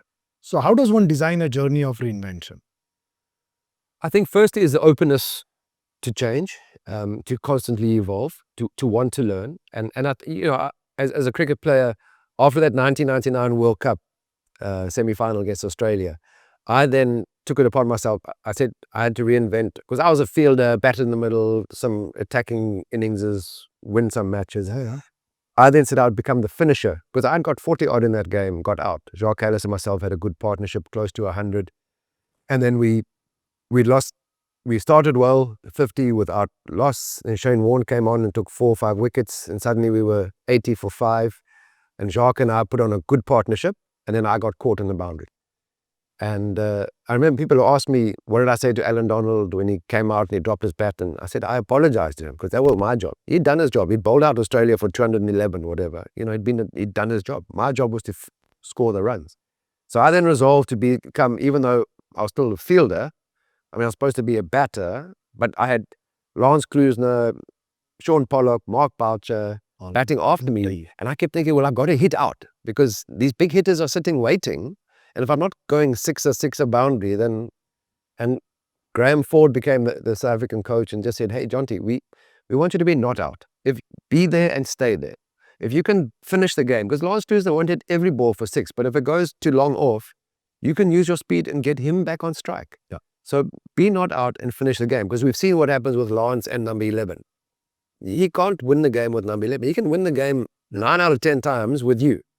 So I even changed my game. I evolved and became a finisher in South Africa. And it wasn't about, because I was worried about how am I looking when people know what Pollock and Klusener can do with the bat and Mark Boucher. So I must hit out or get out. So I was even at that level as an international player, constantly evolving and looking to evolve my game. So I think that's the one thing. The second thing is then also with regards to having a passion or a purpose. This might be your dream that you set yourself on. This is a road to achieve and acquire your dream. And it's great. I mean, it's good to have goals and ideals. But for me, it was more a case of the purpose. Because if I had a purpose in my life, then I could achieve that purpose through different manners and different ways. It wasn't just this path. Yeah. The purpose still stayed there, but the path might be slightly different. And as you grow and as you learn, the experience that you accumulate, that'll also guide you on how to get there or how to achieve that. Yeah. So I think for a lot of people, they have this mindset that this is their goal, this is their dream, and if they don't fulfill it, they're seen as a failure. Success isn't always about what you've done here. It's about getting to fulfilling that purpose. And that could be many paths. And it could be from one path, being successful, going, okay, I understand I've been successful, but to get there, everything has evolved. All the environment that I'm in has evolved. And if I'm not going to evolve with it, I'm going to be stuck in this successful place. But in 2-3 years' time, the entire industry has moved on without. No, and this is so important, Jonty, because it's always about youth get told that, chase your dream and chase your passion. And not everyone has a dream or a passion. Yeah. All right? Yeah. But if you can have a purpose, Yeah. then you can be successful. Absolutely. And for example, you never had a dream that you... There was no country to play for. So I didn't have... People ask me, what is your dream? I didn't have a dream to play for my country. They would answer. That's why you played all sport. Yeah. Right? You played football and there was no dream of winning a World Cup in cricket and hence, but you still persevered and you had a purpose. This is an amazing story. Be a good coach, Jonty, now, and tell me that, Sushil, we need to have fun. Tell me, Sushil, yes. we need to have fun. Okay. I'm already having fun, though. Great. It's too late. That's right. That's the problem with me. Let's get the last segment going. All right. So the pressure. No. This is not pressure at all. So this is, Jonty, it's not a rapid fire. Okay. Take your time. Sure. If it comes fast, as it generally comes to you, you can. But this segment is know the real Jonty. Sure. Okay. So the real you will come out. Okay. Okay. All that you said was... Okay. No. The corporate Jonty. Yeah. That was the corporate Jonty. This is the real Jonty. The real Jonty. The real South African. Phone Melanie. Get her on the call. I see if she'll concur with my answers. Okay. The first one. One Hindi word you use more than English. Nahi. Shabash? No shabash? No. Nahi. Come on, man. Nahi. I keep telling no. I'm a no guy in our house. Nahi. Wow. Because they want people. I thought you're supposed to empower us. No. What is it about? It's food. Because people keep wanting to feed me. And I have to say nahi. Nahi. Bus. Nahi, bus. No, thank you. Not even toda. Toda. Not even toda. Nahi. One thing about India, the world still does not understand. The entrepreneurial drive in India, it is mind-blowing for me. And I think that's interesting because in a lot of countries, people ask for a handout. And what I've seen at the IPO, what I've seen now in corporate environments, in startups, people ask for a hand up. They want to show you what they can do. Wow. So in South Africa, sadly, a lot of people are asking for a handout, and that fixes today, but it doesn't help what's happening next week. And I don't think, I was fortunate. I ride my Royal Enfield through India. So I don't fly over India, drive on the team bus. You yourself have seen me at Vankedi, driving on the motorbike. So I experience India on the ground. So I have some valuable lessons from that, is that I connect with people in not just, because cricketers get looked after amazingly in India, but I get to experience other parts of India. And that's for me is incredible. It's for a hand up, not a hand up. No, that's important. I think that's it. We all need to put our hand up and solve problems. Yeah. One Indian food you can eat every day forever. Palak paneer. No, man. No, but that's it. That's just really. your No. Sorry, Mel. Yeah. No, because the sweets are too sweet in India. It's incredible. I mean, everyone talks about, the spices are... I mean, I'm a non-veg. So if I'm in Rajasthan, lal mas every day. I'll have mutton every single day. But where we are in Goa, it gets a bit hot. So we generally have palak paneer, I reckon, 4 days of the week. Because it's easy for us to eat. And then we'll eat whatever the fish the kids don't want that's left over. Palak paneer. We are going to edit this out. If my wife sees this, palak paneer every day. In India was born, she had this tinge of green because Melanie, in her last sort of 2 months or month of pregnancy, You see, palak paneer, like literally crave. And India's the only kid in our family because at home in South Africa we'll do spinach, avocado, and mix it with even a sweet potato, and then blend that with a cream cheese. So it's like green mash, correct. but it's predominantly... It's more like a dip for your chips. No, kids, no, we serve it as our sort of carbohydrates, and the India's like the family they'll eat it, but India will lick her plate.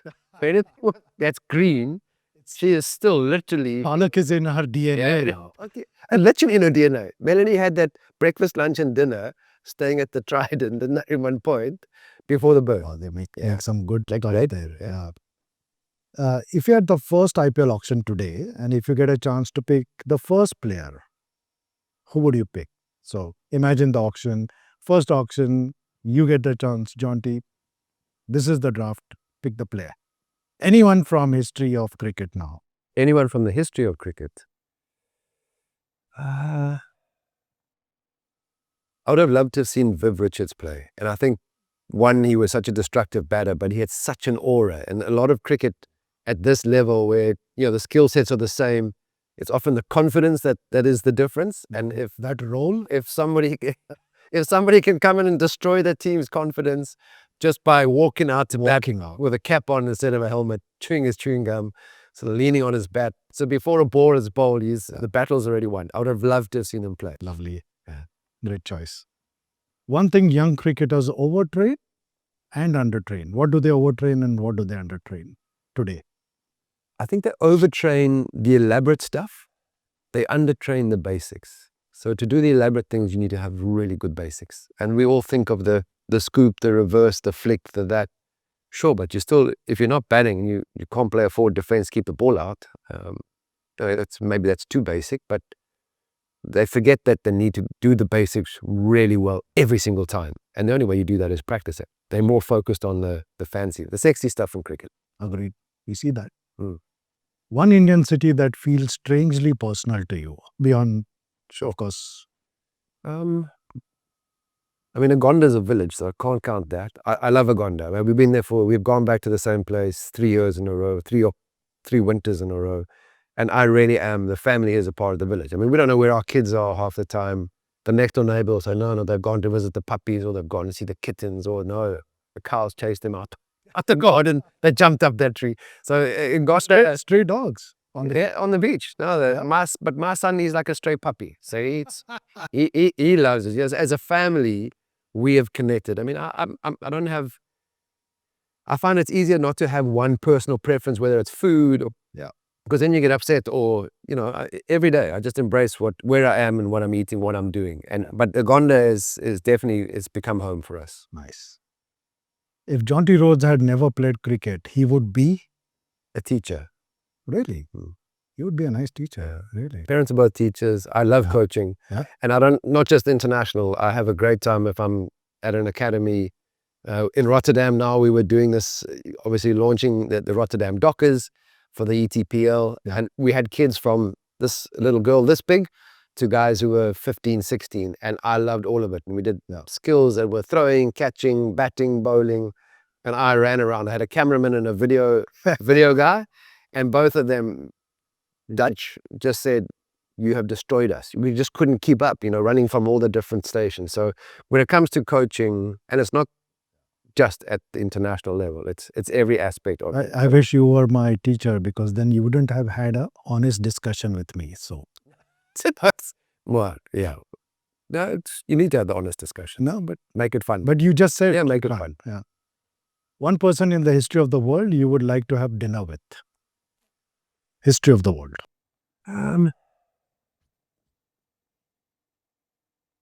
Good question. I would say Mother Teresa. The South African team that went to Kolkata the first time in 91. I remember that. They made a big effort to go, and I wasn't a part of that team.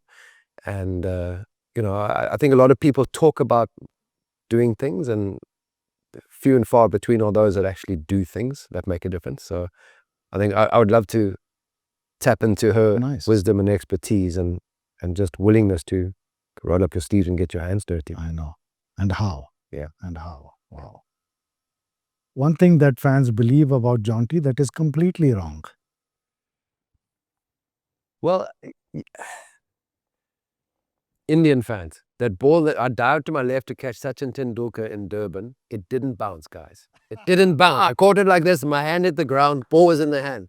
I'm reminded, people say, what is your favorite catch? I said, I can't remember. I had a career of I don't know what, but there's 2 incidents. One was the 5 catches and one at Bramall Stadium. But the other one, because I'm reminded every time I come to India by a Sachin Tendulkar catch, the dive to the left. It didn't bounce, guys. No, but he walked away. Exactly.